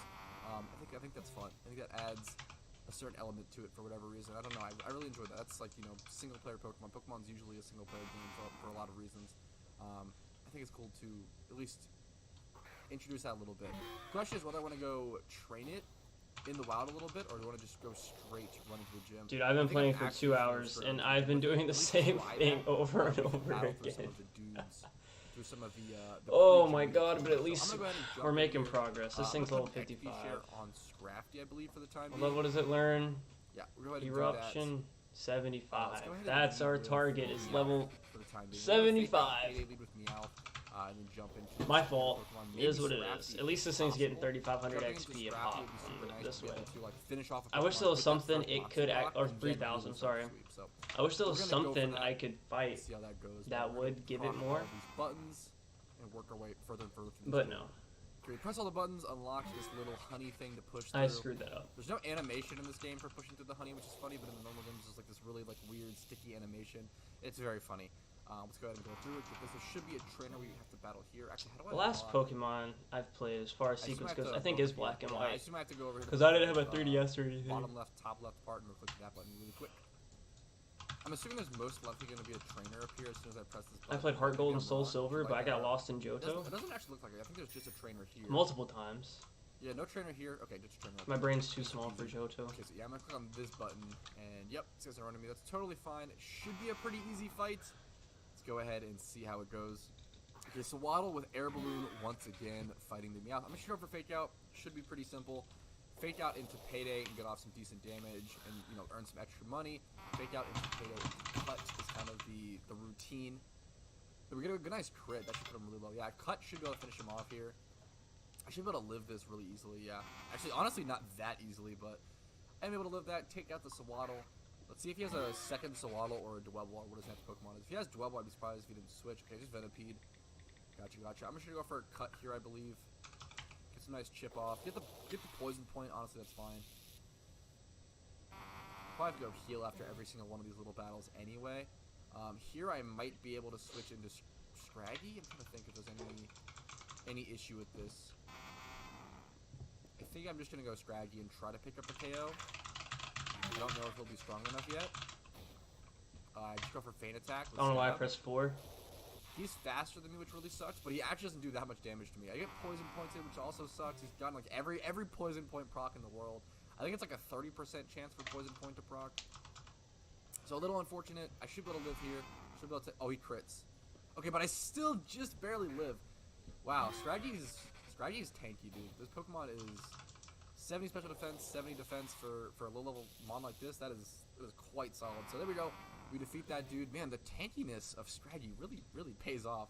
We're going to go heal up really quick and get back right here in a second. Let me see if I can. Okay, here we are ready to take on the gym leader finally for this episode. I did actually end up putting leftovers on Scraggy instead of the HP share for this fight. So I have Silk Scarf on Meowth to lead out with Fake Out Payday, Rhyhorn with Choice Band, Magikarp with XP share, Miracle Seed on the Servine, leftovers on the Scraggy, and then Abra with no item. I'm not sure if I should put anything on Abra. I don't think it matters that much here.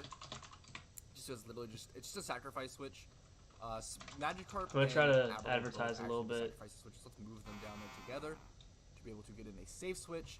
Let's go ahead and jump into this battle. I don't remember what Pokemon this guy has, so let's go ahead and see. Dwebble is a rough start, obviously, since I'm leading Meowth to Fake Out Payday. It has 4 Pokemon as well. I really wish I had something with more setup here. I guess the only real Pokemon I have with setup here is Servine with Growth. That might be important. That might actually be no, you don't want to roll out for the strategy. So I'm actually not going to Payday here, which seems kind of weird. But I think I'm actually going to go straight into a sacrifice swap. Get the very small chip damage with Fake Out. Straight up sacrifice switch into Abra. Bring in Servine. Set up Leaf Seed and start trying to Growth. And let's see if I can get something going with this. I think this Servine is going to be really important to my victory. He's going to withdraw. So I don't know if Leaf Seed is actually going to work here, unfortunately. I think it might just, yeah, it might be not, yeah, that's unfortunate. but it's kind of what I expected.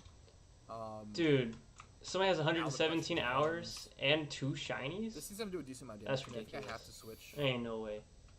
Do I switch it to my next sacrifice switch, or do I go into something else is the question. Do I really have to sacrifice switch, you know, this much is what sucks. I think I do. I think it's just better to go ahead and use them. I could have gone into Meowth, I guess. You want Snapchat? Honestly, damage on Meowth here wouldn't have been horrible, but it's just better to keep it full HP. I'll use sacrifice switches while I can. I think I should use them first.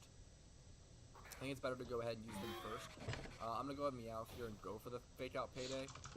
If he switches back into Dwebble, it would kind of stink. He doesn't, thankfully. It's actually really good. Get the flinch off. Should be able to payday.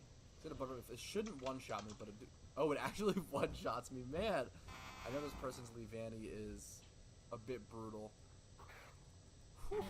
Okay, I need to do enough damage with something. I guess Rhyhorn throw up a Smackdown. I need to be able to do enough damage with something. Smackdown, Choice Band, Rhyhorn. Just live. Okay, we avoid a Razor Leaf. That's actually huge. I need to be able to do enough damage on something to be able to bring in Scraggy. Citrus Berry as well. It's brutal. To be able to bring in Scraggy and get a Moxie proc by taking out a Pokemon. It's going to be super, super important here. It actually one-shots the Rhyhorn through its defense. Wow, through 95 defense. This Leavanny is an absolute monster. Literal absolute monster. I don't remember if this thing is... is it Grass Bug? Similar to Sawaddle? I think it is, which is actually just really, really difficult for my team to deal with, unfortunately. I think I have to go Servine first. Which is kind of crazy. Maybe this is wrong. I think I just go Servine and go for a tackle. Which sucks. It sucks. Hopefully this doesn't one-shot me. It crits! Wow, that's actually so unlucky! Oh, that crit at the perfect time. PokeMMO AI, you've truly done it again. I mean, I just go for feint attack and I never KO here. That's it. I mean, that's my first attempt on the gym leader, and it wasn't close. It wasn't even close. I lost all my Pokemon. I didn't take out a single one of his.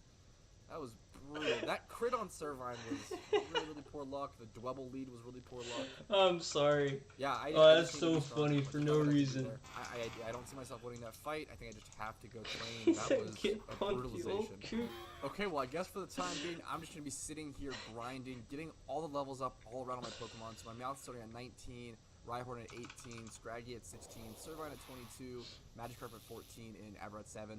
I'm going to grind here for a while, and I'll just see you guys in a bit. I want to be able to complete this episode and defeat this gym, hopefully before around 40 minutes on the 59. 16 more levels to go. We'll see how it goes. Okay, during a bit of the game, we did get a one-time Pepsi and a bottle of Sprite, which is pretty cool. It's not, you know, the craziest thing in the world, but it's a little bit of Pokeyen, you know, to sell this off later and add it to Zach. It's 1 times 31, 26 HP, and then 30 speed, so honestly it has a lot of other stats going for it. Just a pretty cool pitch.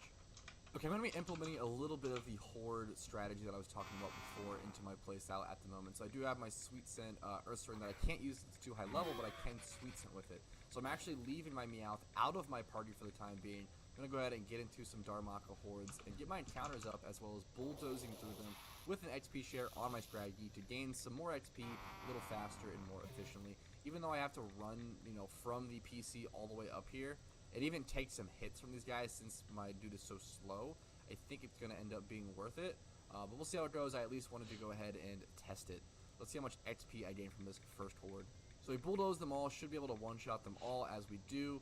It looks like we gain around 243 XP, which I think we gain around like... On the inside, I'm hooting, but on the outside... Yeah, around 100 XP. So I'm not quite sure if it's faster, but it's not bad. 240 XP on each Pokemon also is quite nice. We're gaining basically double the XP per Pokemon, more than double, like 140 more. It's pretty solid, pretty nice. We'll see how this goes. I'm at least gonna try this for a little bit with like my, you know, at least my one inventory of Sweet Scents, and we'll just see how it goes. Another small benefit to training in this spot specifically is that I'm actually gaining attack EVs off of my horde as my Rhyhorn goes down. Very funny. But I'm actually getting attack EVs on my Scraggy, which is super nice. I don't know if No, you're not getting attack EVs here. So this puts me in a super... Bro, I'm so slow. Oh god, I'm so slow. I am not gonna acknowledge that. I'm not gonna acknowledge that. I was looking at my own screen thinking it was a YouTube video. Nope, that's not what I'm gonna do. That's totally okay. We should be mostly fine. I'm Let me look at hhis. Okay, it's a 31 by 31. Probably a plus special attack. Okay, this one's literally perfect for it. Something. So she's able to come in. Special attack is 348. One of them in range for Scraggy to come in, get a Moxie proc, and be able to sweep through them all in one shot. That's the ideal goal. Whimsicott, just probably low level, has Tailwind. Yeah. This grinding portion is also super awkward. A drought just like not quite at the point where I can travel between regions. Yeah, it doesn't matter too much. I could technically slash unstuck, go back to my home city in this region, go back to Kanto, go do like one horde in the in Kanto and get all my Pokemon to a much higher level 27 at least. The issue being is there's a risk of overleveling my Pokemon, which would suck.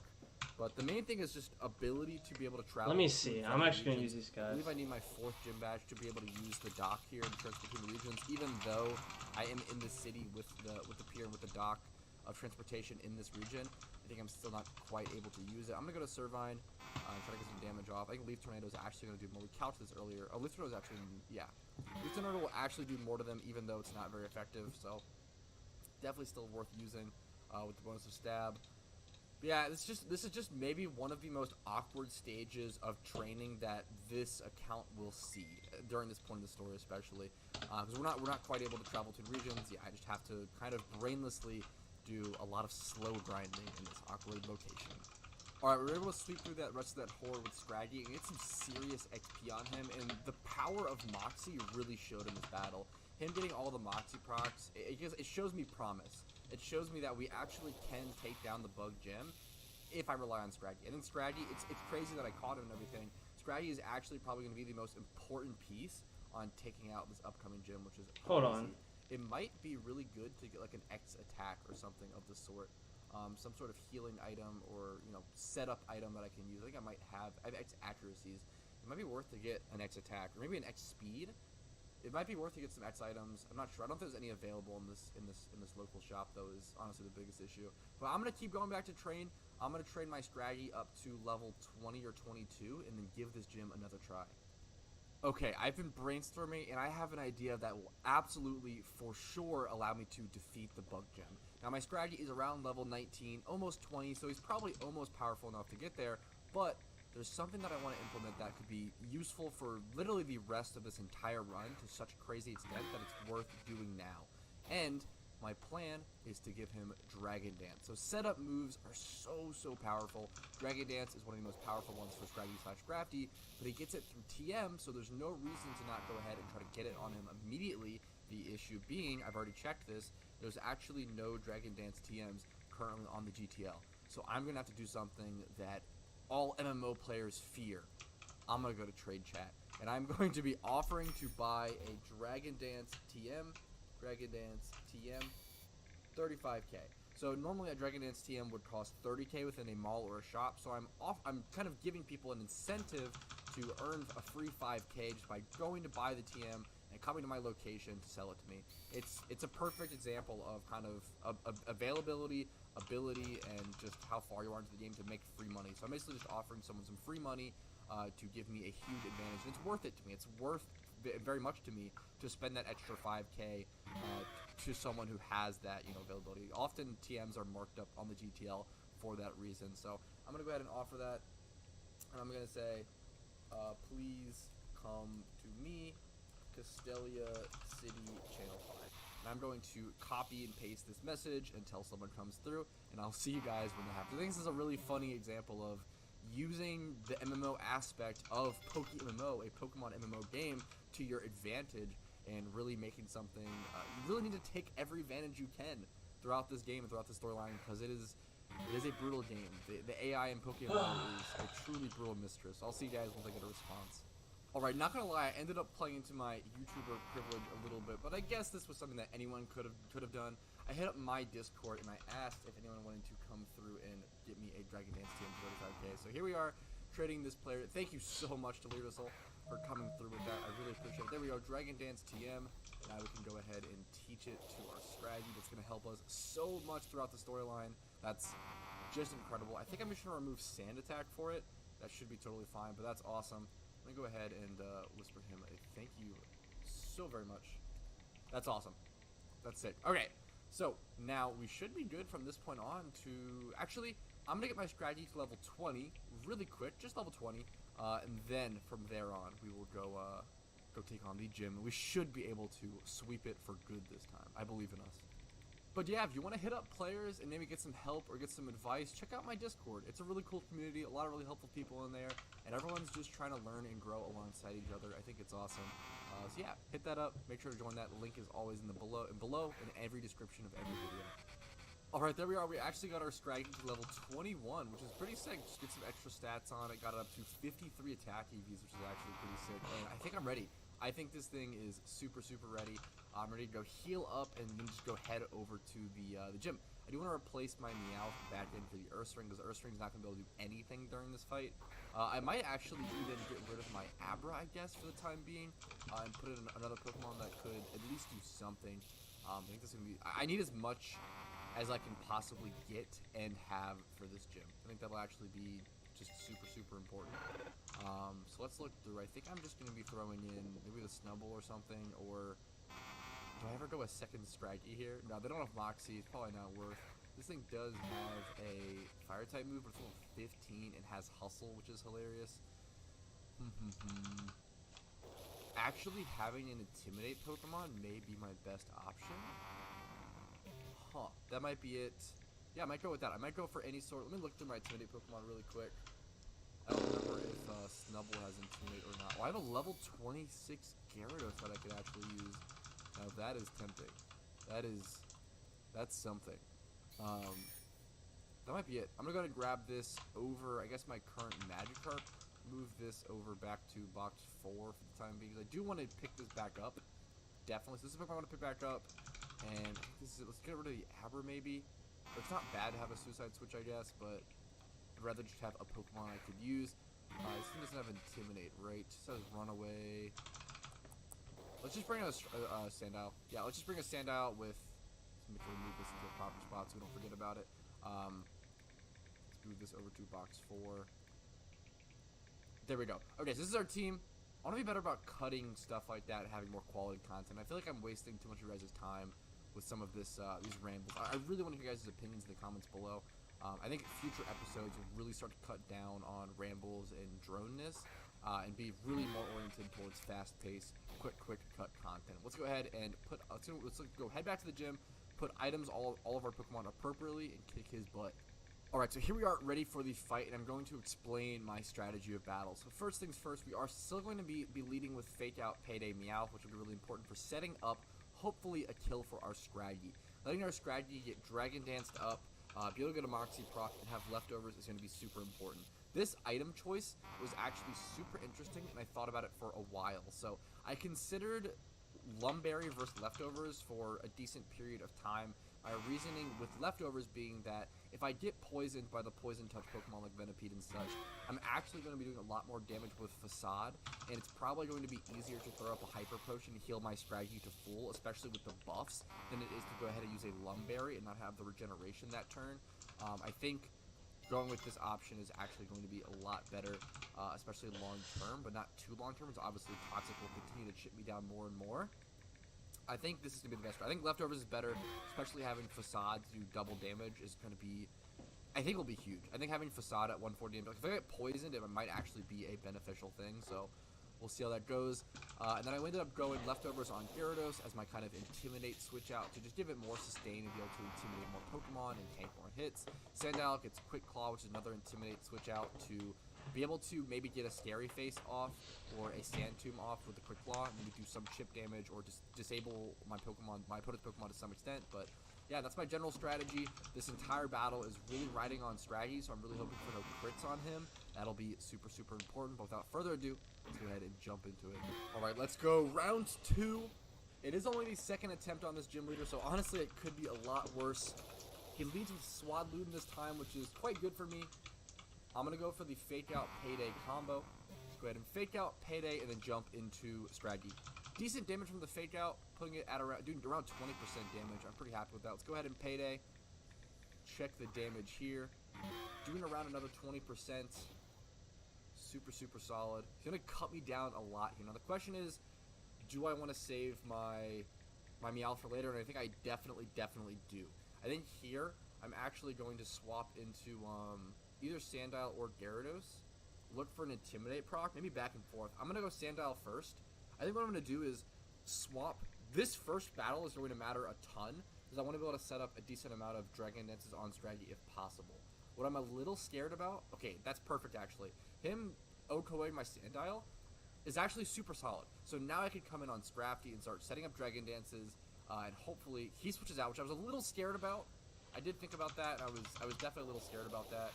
I should be able to live any attack he throws out at least once. I'm just going to go for a second Dragon Dance. I'm not sure how many Dragon Dance I'm going to need here. Wow, that did do a lot of damage, though. That's actually really scary.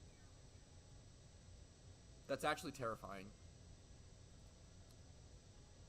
Oh, man. That might actually be worst case scenario. So he's going to be able to do... Alright, let me try this. I'm trying to make a meme about Smile on Facebook, so whenever they respond to me, I'm trying to respond with a meme. I just... Like, wow, old people are so easy to make mad. It is so funny. I think I just have to fresh water and hope he uses a different move, like a weaker move, or does less damage to me, or misses some sort of move. Goes for Bug Bite again. Let's see if he... Okay, he low rolls. Okay, that's exactly what I needed. He low rolls a little bit. That's actually perfect. I should be good to go for Feint Attack here. I don't think I'll one-shot this. I might have to two-hit it, but I should be able to now. Wow, I actually can't two-hit KO this thing? You are kidding. Wow, I mean, I'm just going to Hyper Potion. This battle is brutal, dude. Even with all of the preparation I put into this, I'm still going to have a really hard time. Okay, he Struggle Bugs. My special attack falls. That's totally okay.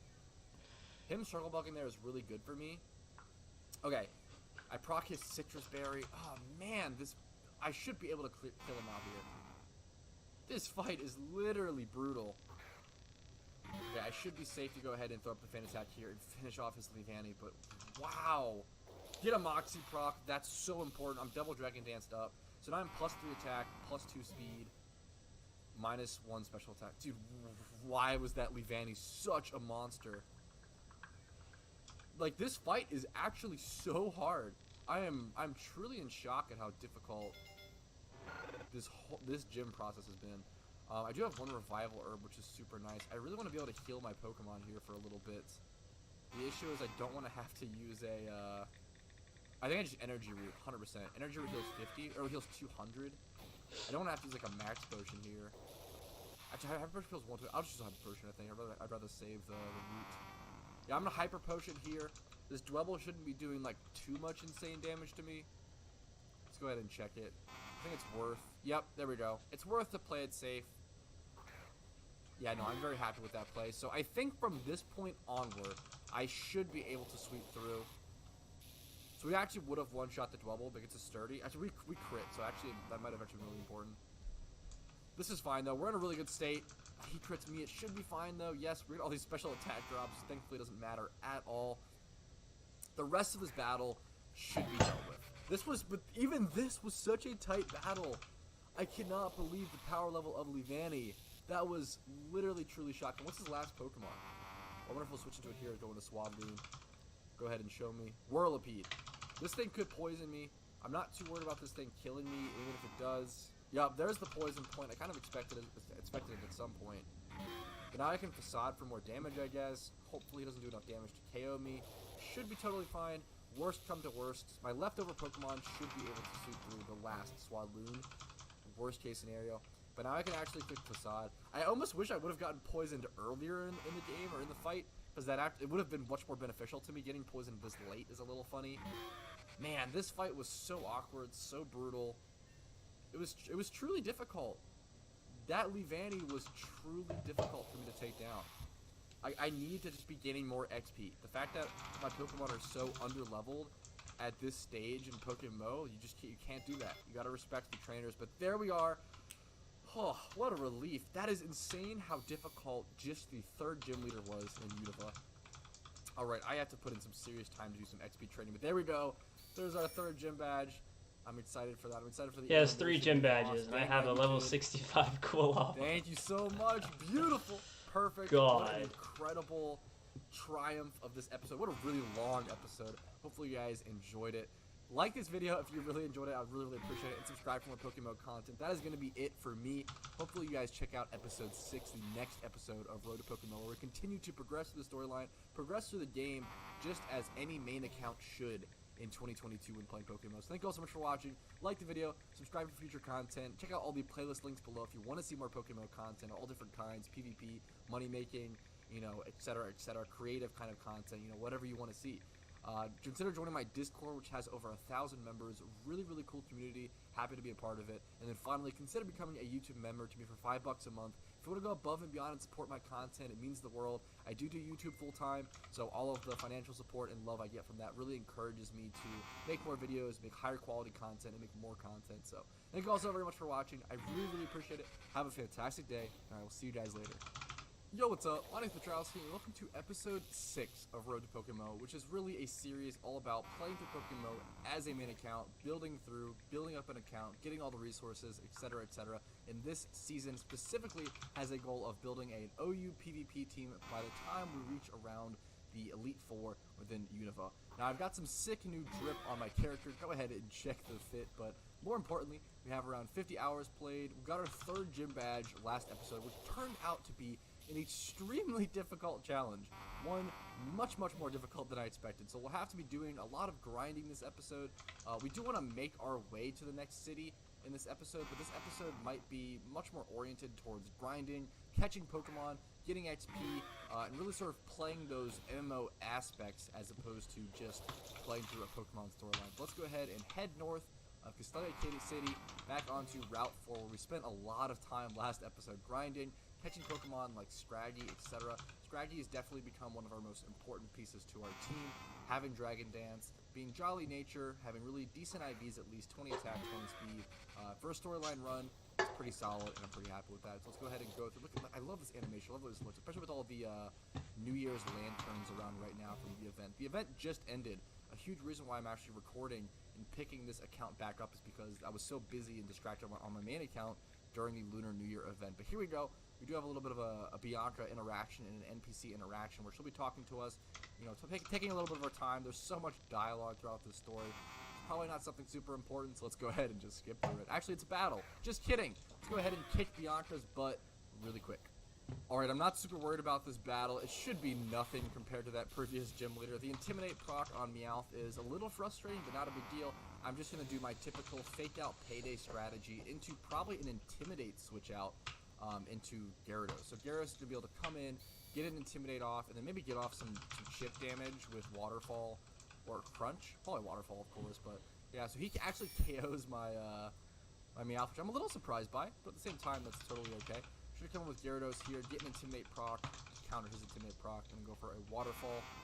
Get some chip damage on this thing, maybe flinch it. Crap, I didn't even check. Chance to flinch with Waterfall. There we go. We actually just KO it straight up like that, which is beautiful. This Gyarados is definitely a lot better than I realized for the storyline. Probably should have maybe been using it sooner. I could go for Crunch here as well, which is a 20% chance to flinch. Probably just what I go for, at least for the time being. We actually trigger some sort of berry, so we do, wow, a lot more damage than I expected. Trigger his Citrus Berry, that's pretty sick. Gyarados just has crazy base stats for this early sort of gameplay, so yeah, 125 base attack this early on into the game, especially with a solid 80 base speed, which really allows it to outspeed a lot of things. Plus, it's slightly over-leveled at 26. It's my highest level Pokemon in my party right now. This Gyarados is doing even more work than I expected. That's awesome. I might want to put an XP share on my Scraggy. I need to get a Gyarados.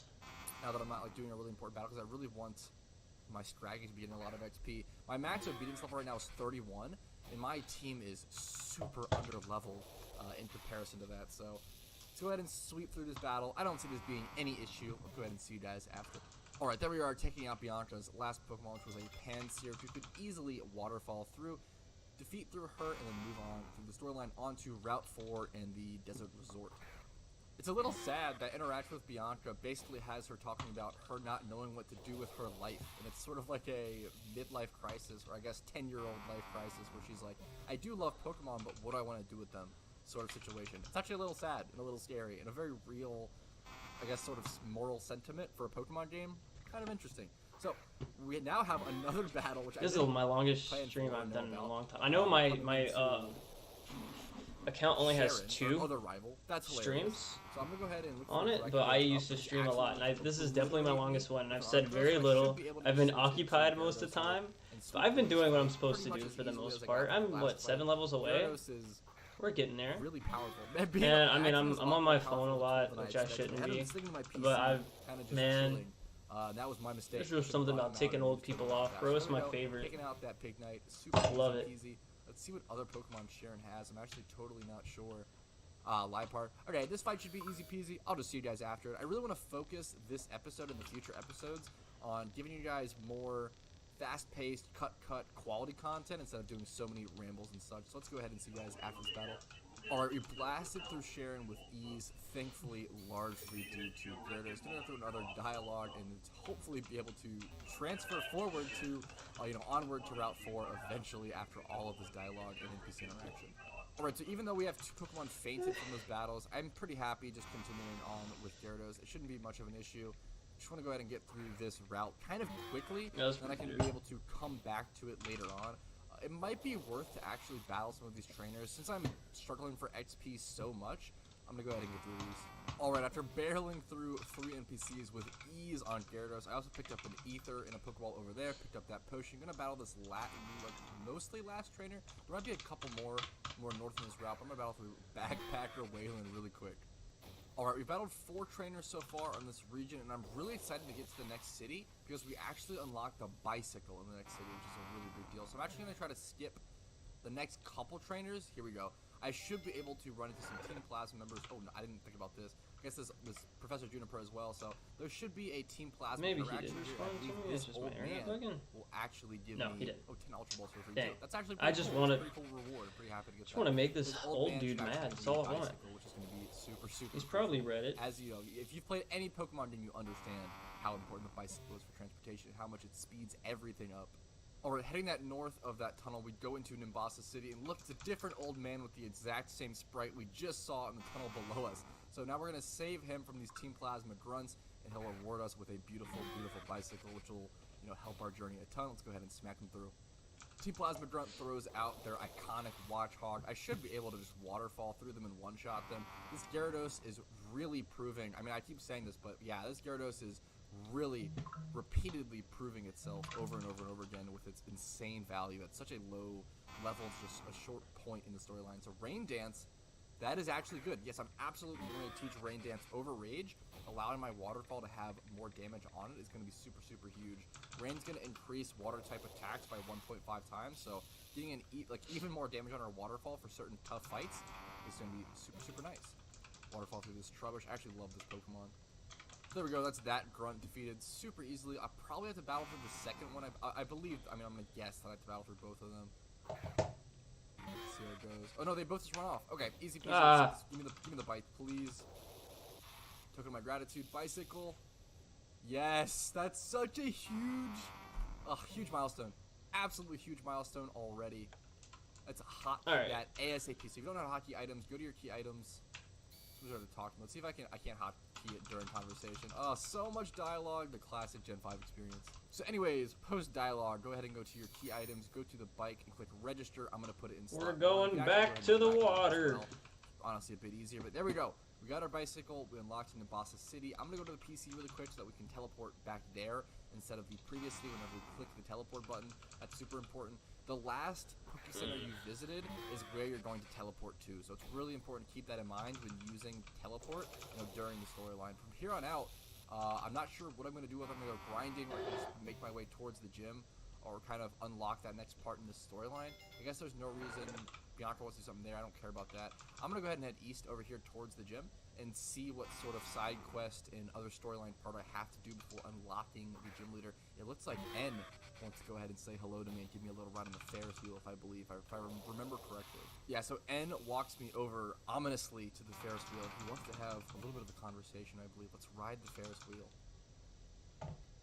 This is always, I remember playing through this for the first time when I was like probably 12 years old. This cutscene was very cool. Seeing this Ferris wheel take you round and around was very, very graphically interesting and captivating me. But it's my puppy. She's asleep. It's actually like, it's so cool for a Pokemon game. And the fear oh, I just woke her up and she's kind of upset about it, but she was just adorable, just sitting there. I had to touch her. I don't know why. As a 12-year-old, I thought N was gonna like murder me, which would obviously not be in a Pokemon game. But I really thought he just had such violent intentions because he came off so mysterious and so he was so secretive, and that made me really be weary of him.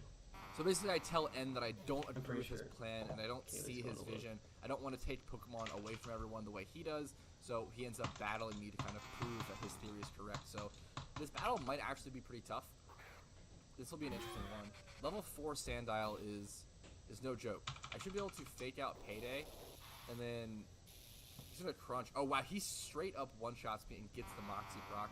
I should be able to bring in, so I can bring in Gyarados here pretty freely. Get the Intimidate proc, which is gonna lower his attack back to that. Like, you guys good? So at least at base level. I think there might be a cat stuck in the bathroom. And then it might be. I'm actually gonna go ahead and throw up. Cats are curious creatures, and they give themselves in places they should not be. With Waterfall. Wow, these swaggers. Hey there, right, you know, all you do is that is lay so there and be a dog. You just lay there and so my Waterfall will for sure one-shot everything he throws out, but the no, you shut the door on yourself. I can see it. There we go. We do hit through it. So now, as long as I can snap out of my confusion, gonna shut a door and be like, "Oh God, it's closed." Through his entire team. This will actually be a little riskier with that. Oh, I almost did it. Oh my God. It's pretty funny. Oh, that would have made me a little upset. Beautiful. Because that means it's gonna level up slower. I mean, it's gonna hit that level anyways, but it's just gonna make this process take a lot longer. Ever hitting myself. Okay. Whew. Really, man. Quite lucky. My heart dropped a little bit whenever I ran to the keyboard. That is a very cool Pokemon.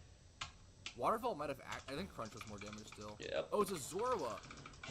Oh, I totally forgot about that. I probably should have just clicked Waterfall then. I think I snapped out of Confusion there though, which is super huge. I can't believe I forgot about N's Zorua. That's really funny. Grass Knot thankfully isn't even going to do that much damage to me. Since I'm Water Flying type, it only hits for neutral. Super beautiful. Go ahead and go for... There we go. We snap out of Confusion. That's so sick. Now we just have Rain Dance plus Waterfall plus an attack boost from his swag. God, I went... That's crazy. I almost evolved whenever I should not have. Shouldn't matter. I wish I could hold XP share and Everstone. Like, I wish especially a Waterfall you just enable or disable XP share easy peasy. Whenever you have them. Last Pokemon has to be the... I literally already forgot the Pokemon he led with. Or I already forgot the Pokemon that Zorua illusioned, which is hilarious. Sigilyph. Very cool Pokemon. Sigilyph was always a really interesting Pokemon to me. I'm gonna go ahead and crunch it. That should be GG's. Wipe out N, easy peasy. Alright, there we go. N taken care of. Hopefully he'll reevaluate his morals after we defeat him. He's quite strong. That future. Okay, he's very motivated towards his ideals at least. That's kind of cute. But we'll keep crushing him all the way, even through the Pokemon League. So, get through that dialogue, head back to the PC, and continue progressing through the Unova storyline. I wonder how fast we can access the gym. We don't even need to go heal yet, actually. Let's go ahead and just try to... So we can just straight up enter the gym right away. Okay. Sure, let's go ahead and do that. Honestly, let's go ahead and do that. I don't know how powerful and how difficult it'll be.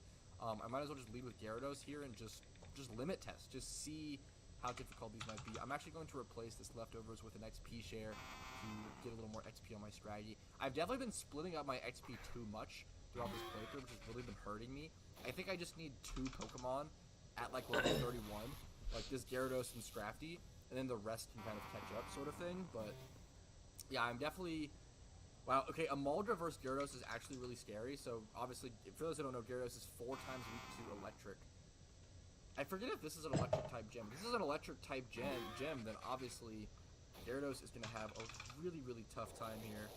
And I might have to end up resorting to my strategy a lot more. Thankfully, we actually, I think Emolga would have been so good. I didn't even think about that. Or just having something with an air balloon. In that regard. Okay, beautiful. Wait, is that? Honestly, this Gyarados being careful might actually help it a lot in this gym.